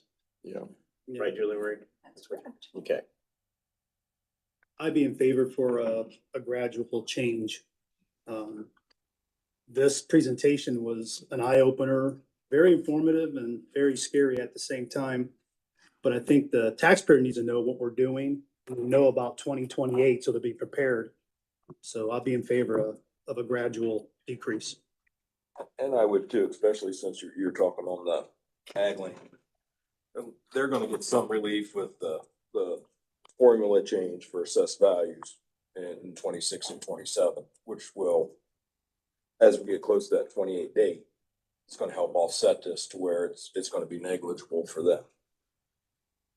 I do agree with that, except this next year, that change is not, there's not much in that change. Not much It'll be the first 2 year. years, But after that, so. it jumps. So I don't know how, they've been hit pretty hard the last couple of years. with the new assessed value for farmland, is that, Make a big change. does that make sense then? Or Is if getting rid of the homestead tax relief and the new assessment calculation for farmland, would that be a net zero? I'm ballparking, I mean, I know you don't know, right? Kind of like the reduction won't be as much as what they were intending, or it could still be a net increase. It really depends upon, I have to see. Really, you're gonna, So specifics, Yeah. you're gonna affect a lot more people that are non-farmers that live outside the cities than you are farmers. You Okay. will. I My mean, guess so, is for 2026, they're probably seeing that increase. If it's 14%, so right now they're getting a 14% credit on the PTRC. I don't think the change in farmland's gonna change that much the first year. And they also get, not only get the change in formula, but they also get that 2% credit of 6% theirs is for going down. 26. for sure. So I'd be surprised. Would it be possible, I don't know what exactly you need out of today, like what the action item is, but would it be possible to have his shop basically do the math and say, here's how much it's roughly gonna offset to try and keep them, you know, as gradual as you can, like try and make them balance. I mean, we can just pick a number and we're not gonna get it right. We can pick a number or have someone do the math. Or if you say one possibility would be going from 0.29 to 0.09 or point whatever. That'd be Whatever. 2/3. We're not doing that. Cause I think what he's asking is if we're at 0.29 now, we've got 2 years and, but at the same time, the phase ins of the deductions for the people out in the county are coming in, how can we roughly correlate those to make it as gradual as we can? So we're kind of sitting here picking, do you do 0.09? Do you do you know? And within for 27, would you reduce it again? Yeah, how would you make it as proportionate to the decreases that are happening to make it Yeah. as smooth as possible? Is that something, is that what we would Is ask that them to math you do? guys can do, or? It'll be different, I mean, because the ag is treated different than the homestead, which is treated for commercial, so you won't have the same impact for 3 different classifications. Right.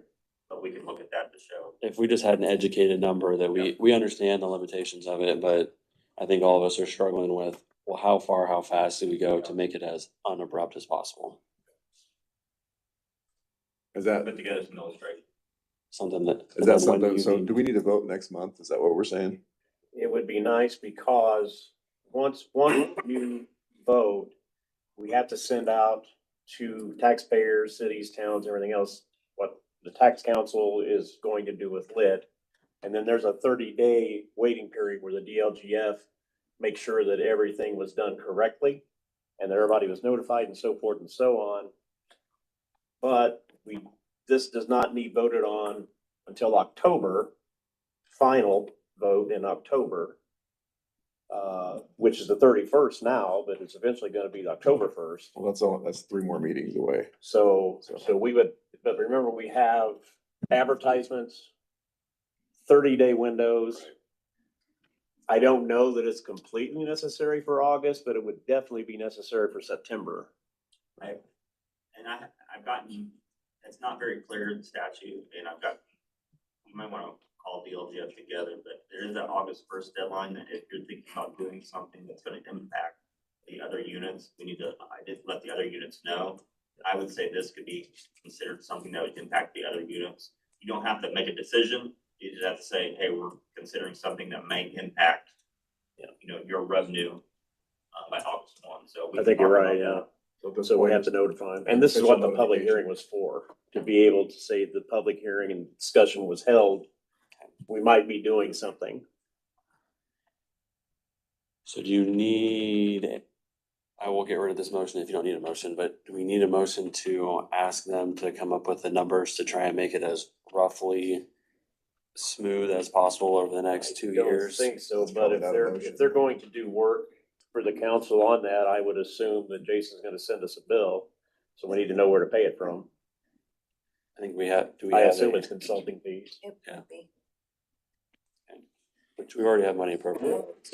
We should have money in there, in the yes. line item. All right, so I'll withdraw that. I guess that's what we're doing then. You get that, Jason, then send the bill to me. Not to put any pressure on anything, but like, when do you think you might be able to let us know? when do you need it? At the next Next, meeting, I guess. next meeting? Yeah.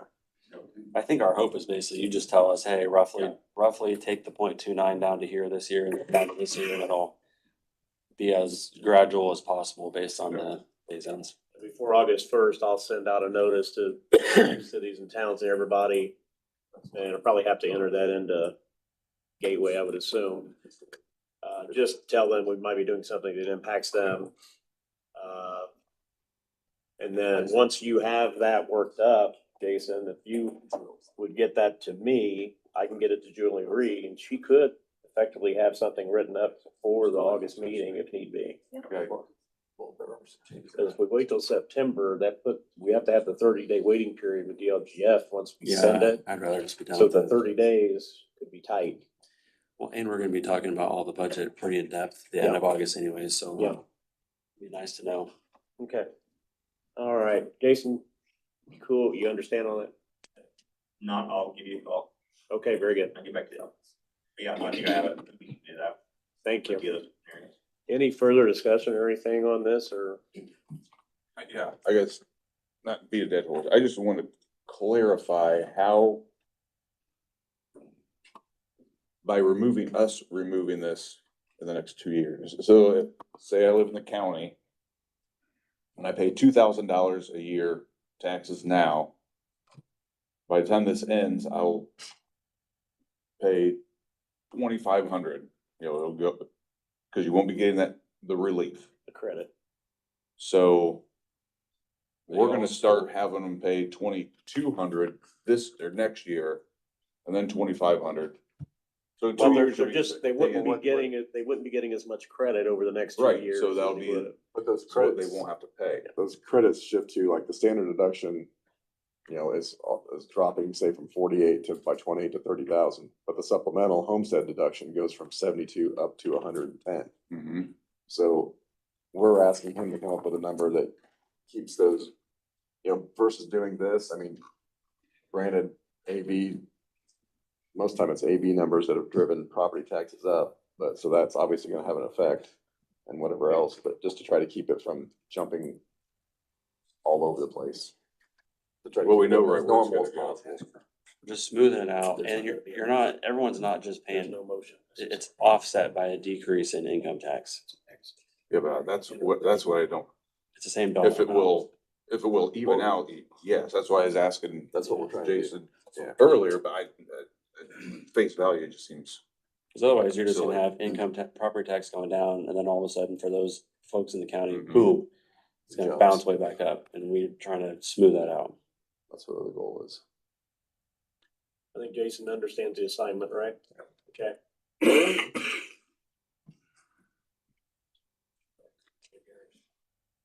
One thing I wanna say, which I think everybody on council's on the same page, but I think for a lot of us, the increase in, the decrease in revenue is, we keep saying things like it's scary or it's bad news and all this, but I think generally across the board, this is a good news for the taxpayer. It just means that we're gonna have to work harder to figure out our side of the equation.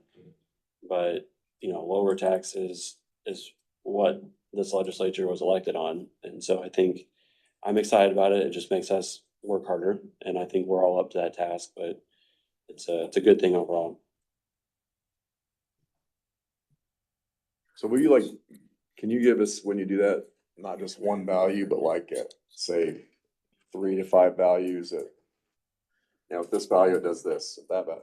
Yeah, what I'm probably gonna do is, I'm just kind of thinking out loud here, so I'm probably gonna do it over each classification, so you have a homestead, ag, commercial property, because they'll be treated differently.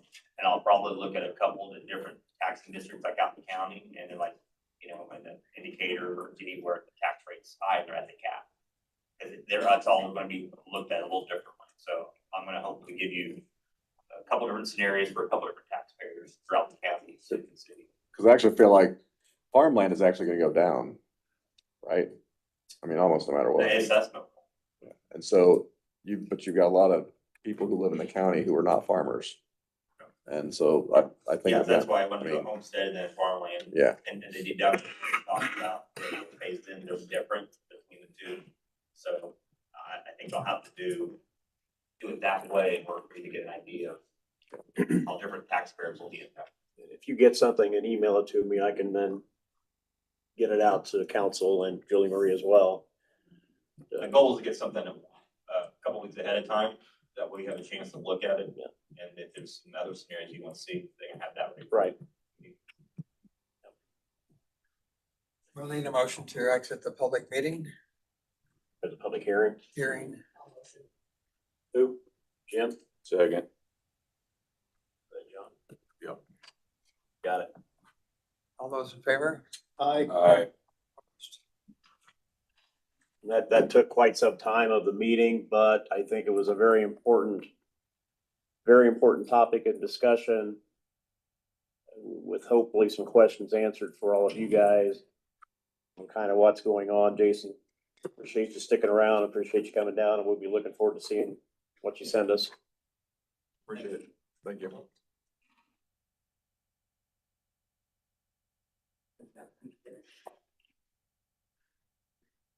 You're up.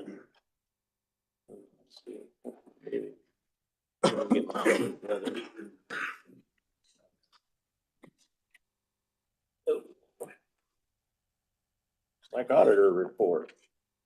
Okay, I had sent out, well, you had received all the information anyway. Now we just need approvals and so forth, and we'll start with the 2025 amended salary ordinance. There's one for the jail, one for 911. Any questions? I am assuming that's just the normal increases, right, Dan? On the salary ordinances for dispatcher and jail? We're just backfills, it's just rehires. Okay, I'll move to approve. Second. you want to sign it first or you want to sign it last? Okay, next. I think, if I'm not mistaken, we had one transfer. Yeah, we had one transfer. Pretty standard stuff with the highway department. You have any questions on the transfer? Move to approve. Let me write that down. Lori made a motion to approve. And Jim?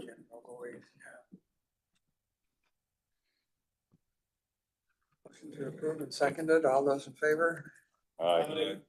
Who did the motion, the second on the salary ordinance again? Or I mean, the salary ordinance? The first one, the salary ordinance. I made it second. I thought, yeah, Okay. Corey. I was just busy handing out the first thing that I did. Got it. Okay, and then we have, oh. I hand you the transfer one. There's the transfer. Yeah, there you go. Okay, the last one, we do have some additional appropriations. And I had sent, well, you received all the paperwork and then I sent out a separate email on what these were. Under Commissioner's Exam of Records, that is simply by statute, the county pays out of the commissioner's budget all the units audits. We receive that money back into county general once the taxes are collected because that's how all the other units pay us back. So this is merely taking that from county general and putting it back into the exam of records. The adult probation services, I think we sent some information out on that too. Jack is here if you have questions on that.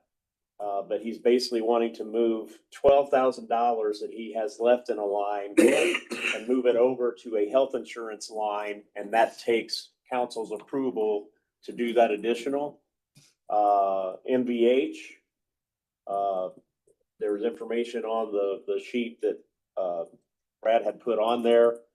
And that is for contractual services, equipment rental and lease. And I'm assuming that's just also appropriating money you already have into this line, right? Yes, correct. Okay.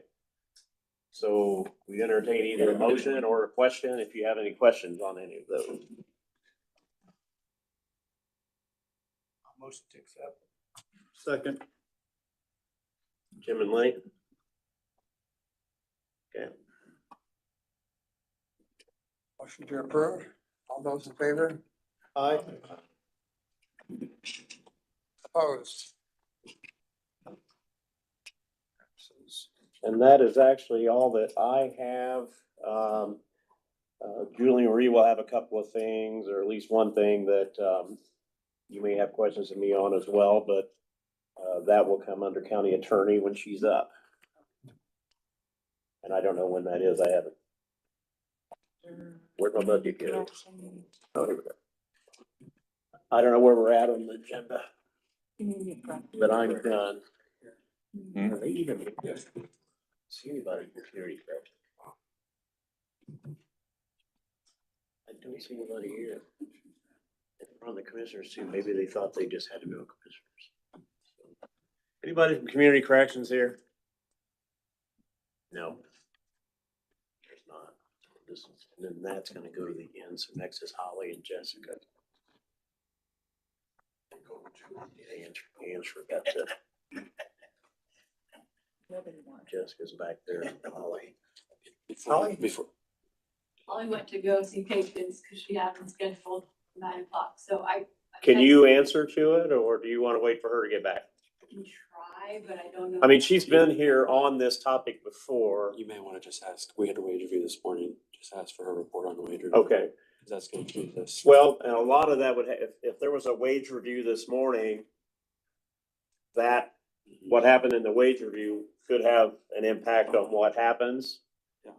I know the commissioners had approved, Holly, let's see, nursing positions from part-time to full-time. I think commissioners had approved that, but obviously the council is the ones that vote on that. Not yet. So, The commissioners did not approve that, no. oh, I thought they did.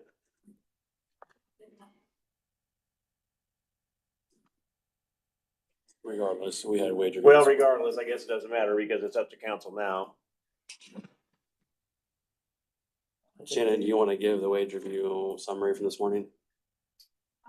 Yeah. You wanna talk about it? Doesn't matter.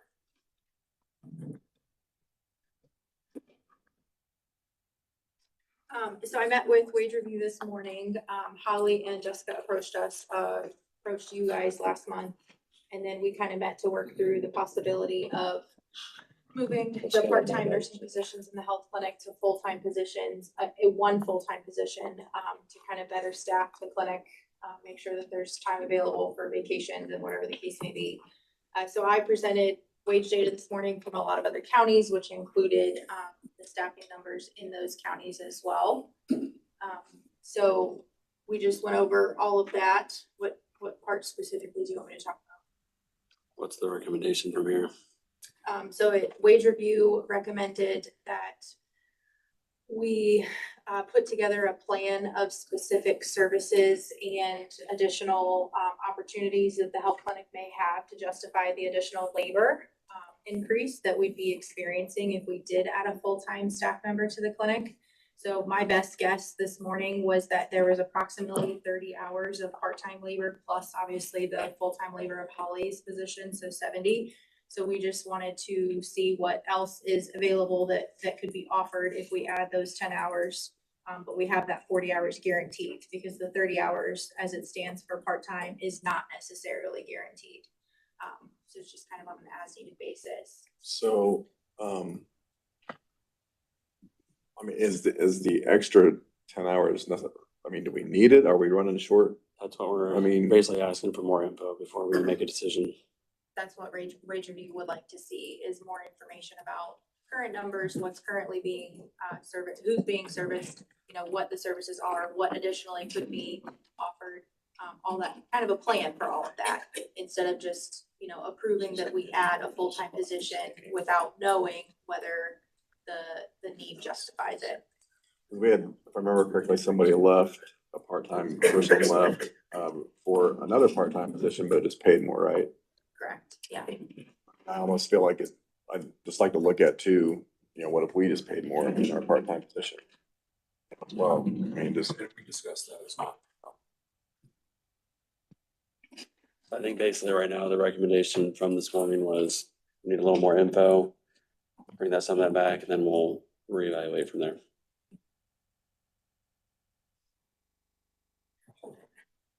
Shannon, you know, this Health First Indiana initiative money that we get, are we able to use that towards this kind of a worker?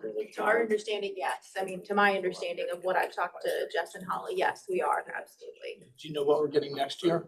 I do not. Thank you. We know what we're getting, for 26 and 27 total. And it is, about $500,000 less than we got this year. Like, what, this year was like 900,000? This year was 778 and I think, next year we're getting 208. And this was the first year to get it at all, right? This was the first year that we were getting the full amount because, last year we got 480,000. So yeah, they cut it from This year was 150 million to split over the entire state, and they cut it to 40 million to split over the entire state. So like for next year, you budgeted that money yet, or how are you gonna We use it? sent a spending plan to the state and we've submitted a budget to you guys, but I mean, the state hasn't really said anything to us yet. Usually they come back at us if they have questions, but they don't really approve it per se. They just look at it and say, yes, it meets the requirements of the legislation. If you remember the first year they got that, we had to do additionals the following year because the state had not said anything about what they were getting until after you guys had approved the budget. So we had to wait till the following year to see what they got. So it's just looking like maybe this isn't gonna be as big a boon as we initially determined. Right? Yeah, so we Okay. only know 26, 27, and we don't know beyond that. Go in front of the budget. So when do you State budget. talk, I mean, do you talk to people from the state about I mean, they have any inclination which way it might go or? They have from the start said it's not going anywhere, it's gonna be secure. And then this kind of felt like the rug being pulled out. You got a new governor. Yes, New I think president. that's You got a new governor. That's what happened. new priorities. Yeah. So I guess I just wanna make sure that we don't do spending that, I mean, obviously, if we're getting money from there and I know we can't necessarily be a savings account, so to speak, but you know, as far as introducing a bunch of new spending Services that, are not ready for that it. feels like we're just, oh, we have this, so we're just gonna, you know, I mean, I And just wanna be think that's- careful of that. Yeah, I think that's part of what the discussion was too, was that counties weren't spending all of the money that they had been given. So the legislator was saying, why are we giving you all this money if you're not spending it? And most of the counties were coming back saying, we want to make sure that what we're spending it on is responsible and that we're doing it in a way that's sustainable. And Right. I don't think that conveyed to them because they. I don't think we have any action to take right now then. I would agree. No, I think they're just gonna bring us more information. So we don't need any motion, we can move on to Issue the now. next item. I have a question You don't need a motion. on this, It's just no. Just because I'm looking at Nothing this. to- No action, is it? You just table it Is until, this Yeah. something from the, yeah, sorry. actually don't I'm even just table it. glancing just- at the there's no motion made at all. So, financial report.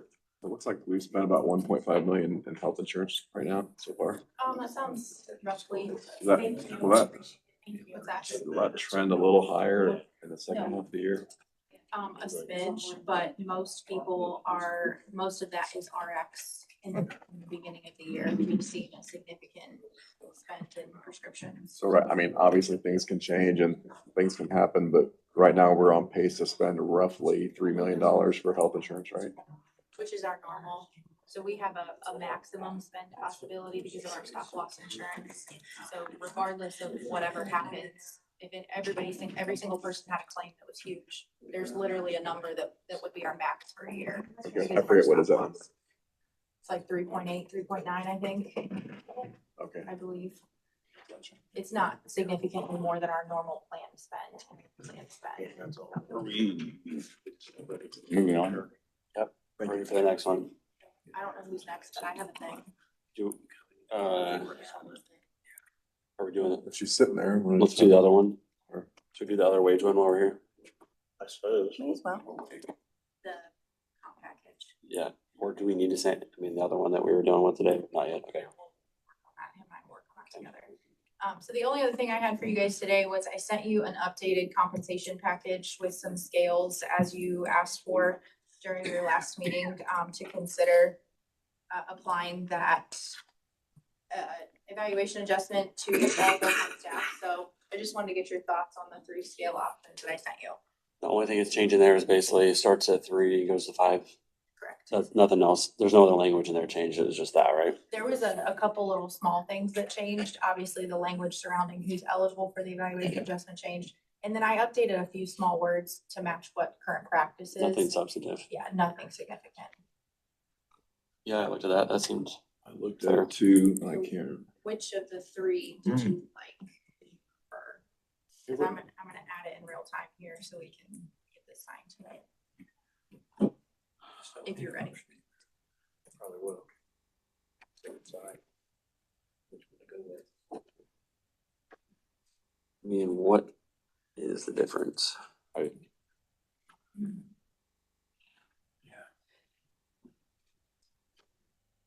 For me, it's A or C. For me, it's probably option C. I mean, they all start at 3 and end at 5, so can you help me point out like, what's the difference here? The major difference between them is just the increments in which Yeah. the score goes down versus the cents assigned to it. So option A has the middle of the road options, option B has the most, and option C has the least. For a $2, my thinking on it is in a $2 span there. Option C is the least amount of increments that it goes, and I feel like, and there's 6 of them there, I feel like that's plenty. So, Second. I can live with option C. So option C, That's fine, yeah. okay, I'm gonna put that in this and print it out. If you guys are Yeah. ready for it We today. probably do need a motion on that. Yeah. motion to adopt option C for the, this would be the incentive pay, on our pay scale, correct? Yeah, Mhm. no, second. My question is this including adding the other Yes. And people that are, and adding the additional, who are they again? It's everybody else that's not Right. part-time or elected, Yeah. basically. Yeah, and so again, I'm gonna print this big document that you guys approved a couple years ago with the added scale. And then if we're ready to do this today, we can do it today, or we can do it next month, it's up to you. I assume get it out of the way. Okay, I'll do it right we now. got a motion by Fred and a second by John for all of that, so. All those in favor of the motion? Aye. Opposed? Aye. I thought he was supposed to go on. You opposed? I want to B. Hmm? B. Oh. Alan, can I get a copy of that when we get worked up for the minutes? You just needed to be on the commissioner's agenda, correct? I didn't think I was on council until next month, so. Okay, we can add you next. You were on it. I don't know, Angie just added you, I guess. Okay. We can wait for council till next month. We're already running way behind. If you wanna do that, you can talk to commissioners I gotta today. get the commissioner's approval first. Okay. Okay. Shannon, was that all that Corey, all the wage review stuff? Okay, now you're ready for Julie Marie. We're all ready for Julie Marie. Good morning. What I have is a joint ordinance, commissioners and council.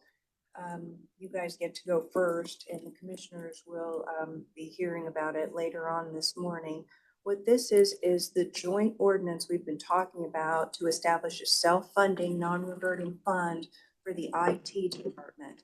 Mike had been asking for the opportunity to collect the revenues paid for services provided to other county entities and governmental units, put that in a single fund and be able to utilize that for everybody else's benefit. So that would change the structure of the budget, number one. And number two, it would be considered a home rule fund. That's why we have to have both the council and commissioners. In a nutshell, what is being proposed is a resolution that fund, and the number is 4016, is established for Adams County IT and designated as a non-reverting fund. The auditor shall deposit payments made to Adams County government by other county entities and units for IT services provided by the Adams County IT Department into Fund 4016. That following deposits into Adams County Fund 4016, said funds shall be used exclusively by the Adams County IT Department as part of their annual budget, and all ordinary procedures for appropriation of said funds shall apply, and that they will keep any interest that is earned on the fund. So that is the proposed ordinance to go into effect to assist the IT department in managing its funding for the budget year and going forward. And this is what council and commissioners both have discussed for a few weeks now. Yes. And this is the fund that does that, helps him helps you guys see the tracking of what's coming in from the other cities and fire departments and everybody else. And it keeps it out of his budget separately, so he can also track everything that's coming in. So that's what this is. And the commissioners will be voting on it, I assume, at their meeting. Yeah, I'll make a motion to accept the resolution, is that what it is? It's an ordinance. Ordinance. It's ordinance 2025-8. I'll second. Yep. All those in favor of adoption of the ordinance? Aye. Opposed? I want to have as many notes as Eric Mann after this is over. On page 7. You got more than me. Thank you, gentlemen. That's all I have. Thanks. Thanks.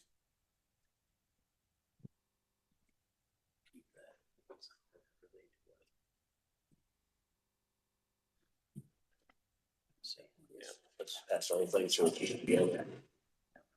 me get a paper clip. There we go. You got one. There's one up there. Yeah, I got one. Okay. Good.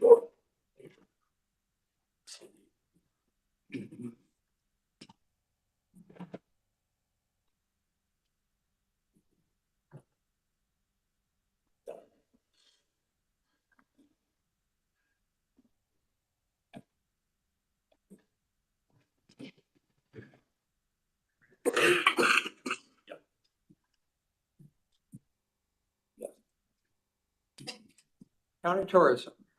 Colton?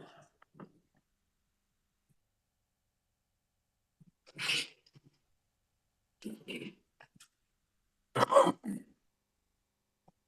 morning, everyone. I was going to wait for Kaylee to pass these out to you.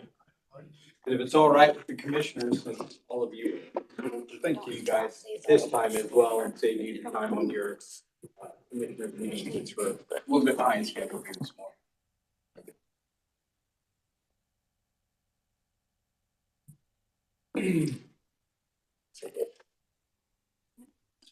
Thanks for your work.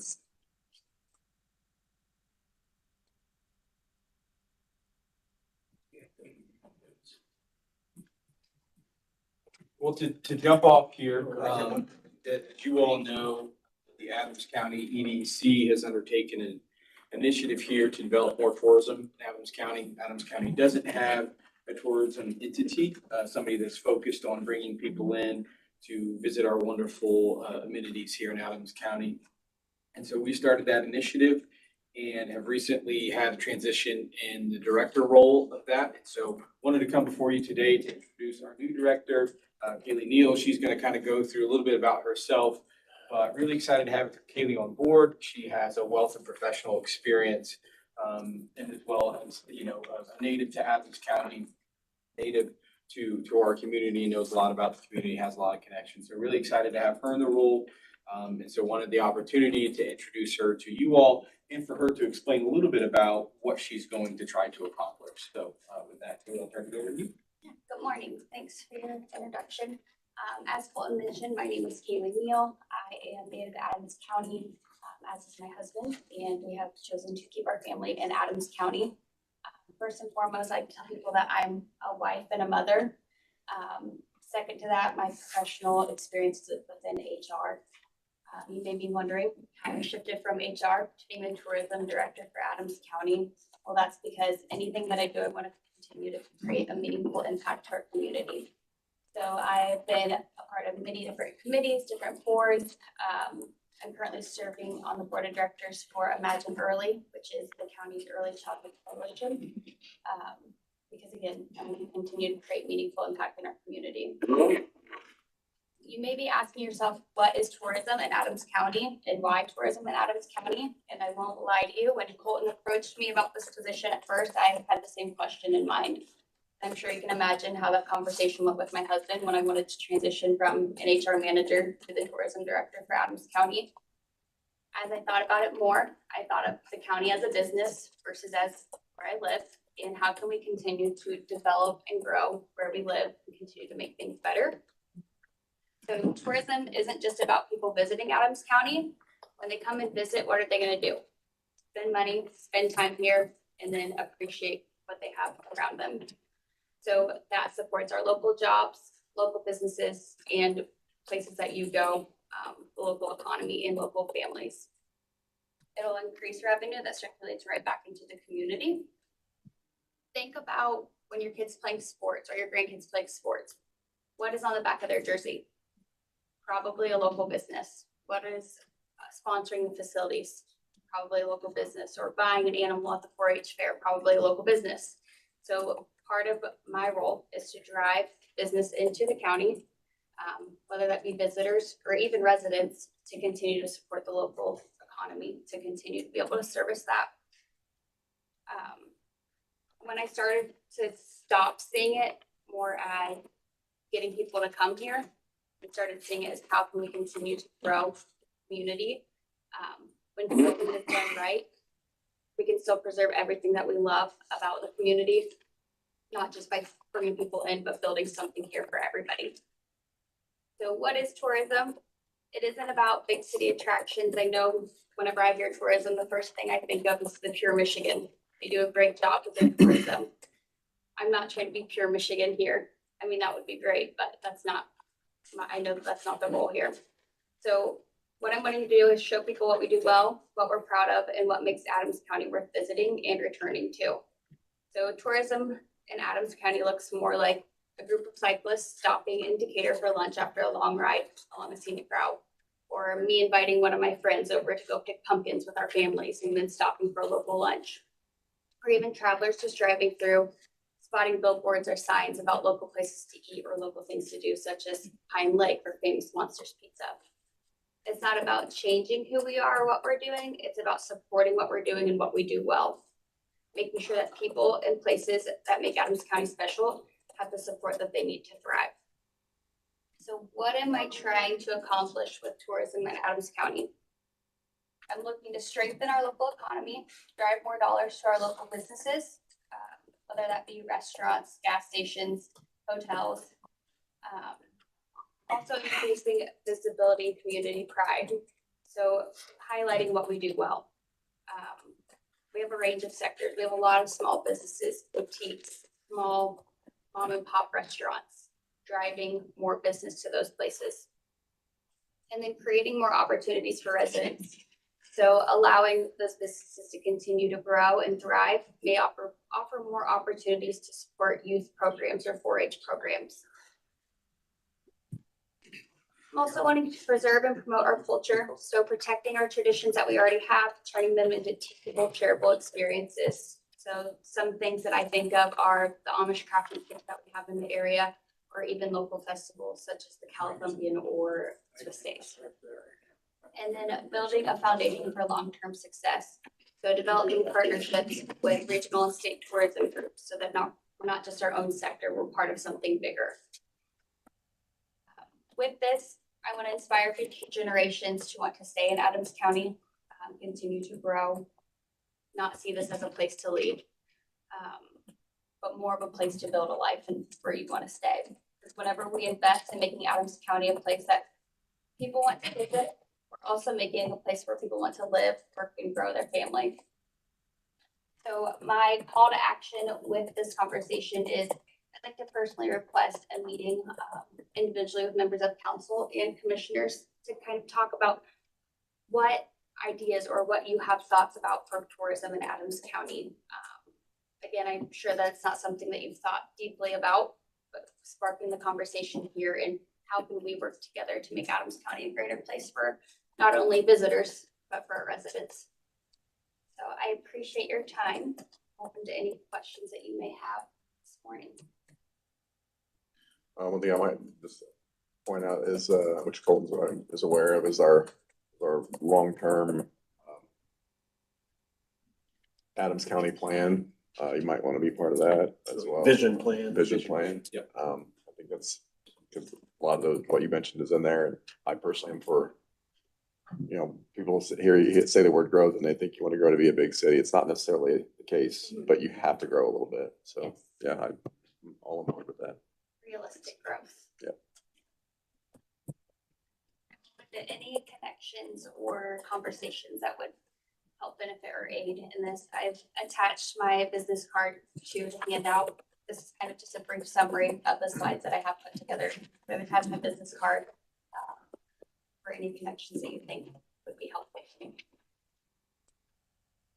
Kind of the genesis, I guess, a little bit behind this initiative, I know we talked about it before, is, you know, Adams County is one of a handful of counties who don't have any sort of tourism effort happening, right? So, you know, we're already behind the eight ball and starting from behind all these other counties around us. Jay County has a visitors bureau, Wells County has a visitors bureau, there's Visit Fort Wayne.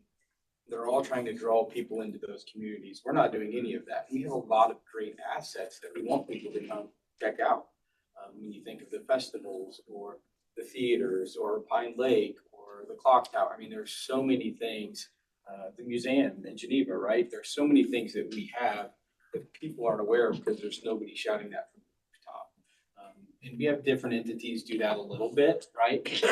Focused effort in that, trying to increase that. It was critical for us, you know, the EDC, we view tourism more as visitor economy. That's what we call it, right? We're trying to increase the economy as the conversations we had this morning about, you know, if the economy is doing good, things will shake out a little bit better with all these decisions that you have to make. Well, how do we make sure that the economy is good? Continuing to get more people in here to shop at our restaurants, to visit our, you know, facilities and our amenities. So that's kind of how we see it and what's driving this effort. But I think Kaylee's going to take it to that next level and really try to create, you know, not that pure Michigan, but a culture. Like, what is the tourism culture for Adams County? When people think of Adams County and why you visit here, what is the first thing that they come to mind? And so that's what we want to do. And I think Kaylee's going to knock that out.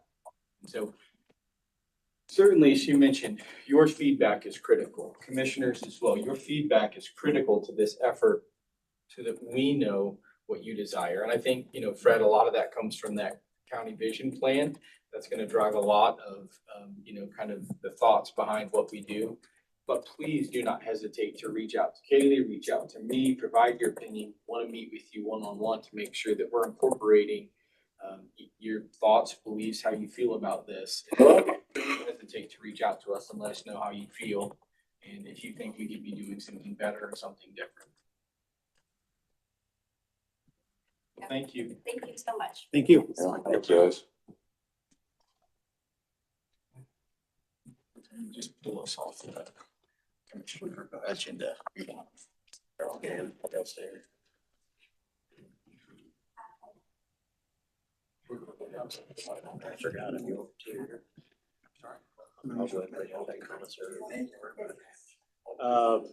There's one thing not on the agenda, Dan Mayor, your commissary report. I forgot all about you and I told Dennis, you're probably over there getting mad at me. I don't want you to hurt me. Nope, just real quick, by statutory. And I did send this out to all of them. Required to submit, twice a year, but starting July first, we do it quarterly now. So you'll see this coming every quarterly by the 15th of the preceding month of the quarter. If you have any questions, I'll ask them, but this is the copy and I'm asking you just to accept this report. I'll make a motion to accept. Second. Who? Lenny, Funny. Bob, John and Bob? Yes. Okay. Got it. motion to approve. Aye. Aye. Aye. Opposed? Thank you. Thank you. Okay. Anything else, Troy? Hmm. Feeling great?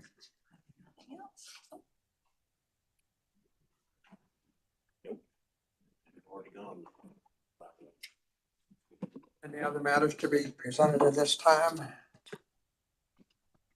If not, ask for a motion to move. Bob? All those in favor? There's something else for everybody to sign before you leave. It's Raise your what seats. the compensation package you just approved. That's When you sign the name. There you go. I think there's gonna be more long meetings. I mean, I can see where there's probably some candidates out there. And then Because there are maxing out there. how they're doing this property tax, like, yeah, I bet they're swimming. Yeah, we right do now. need some, like. Yes. I'll need a copy. I'll need something. Ordinance. Those are funds that get. Well, I was thinking about they pay for services. Right. That goes back into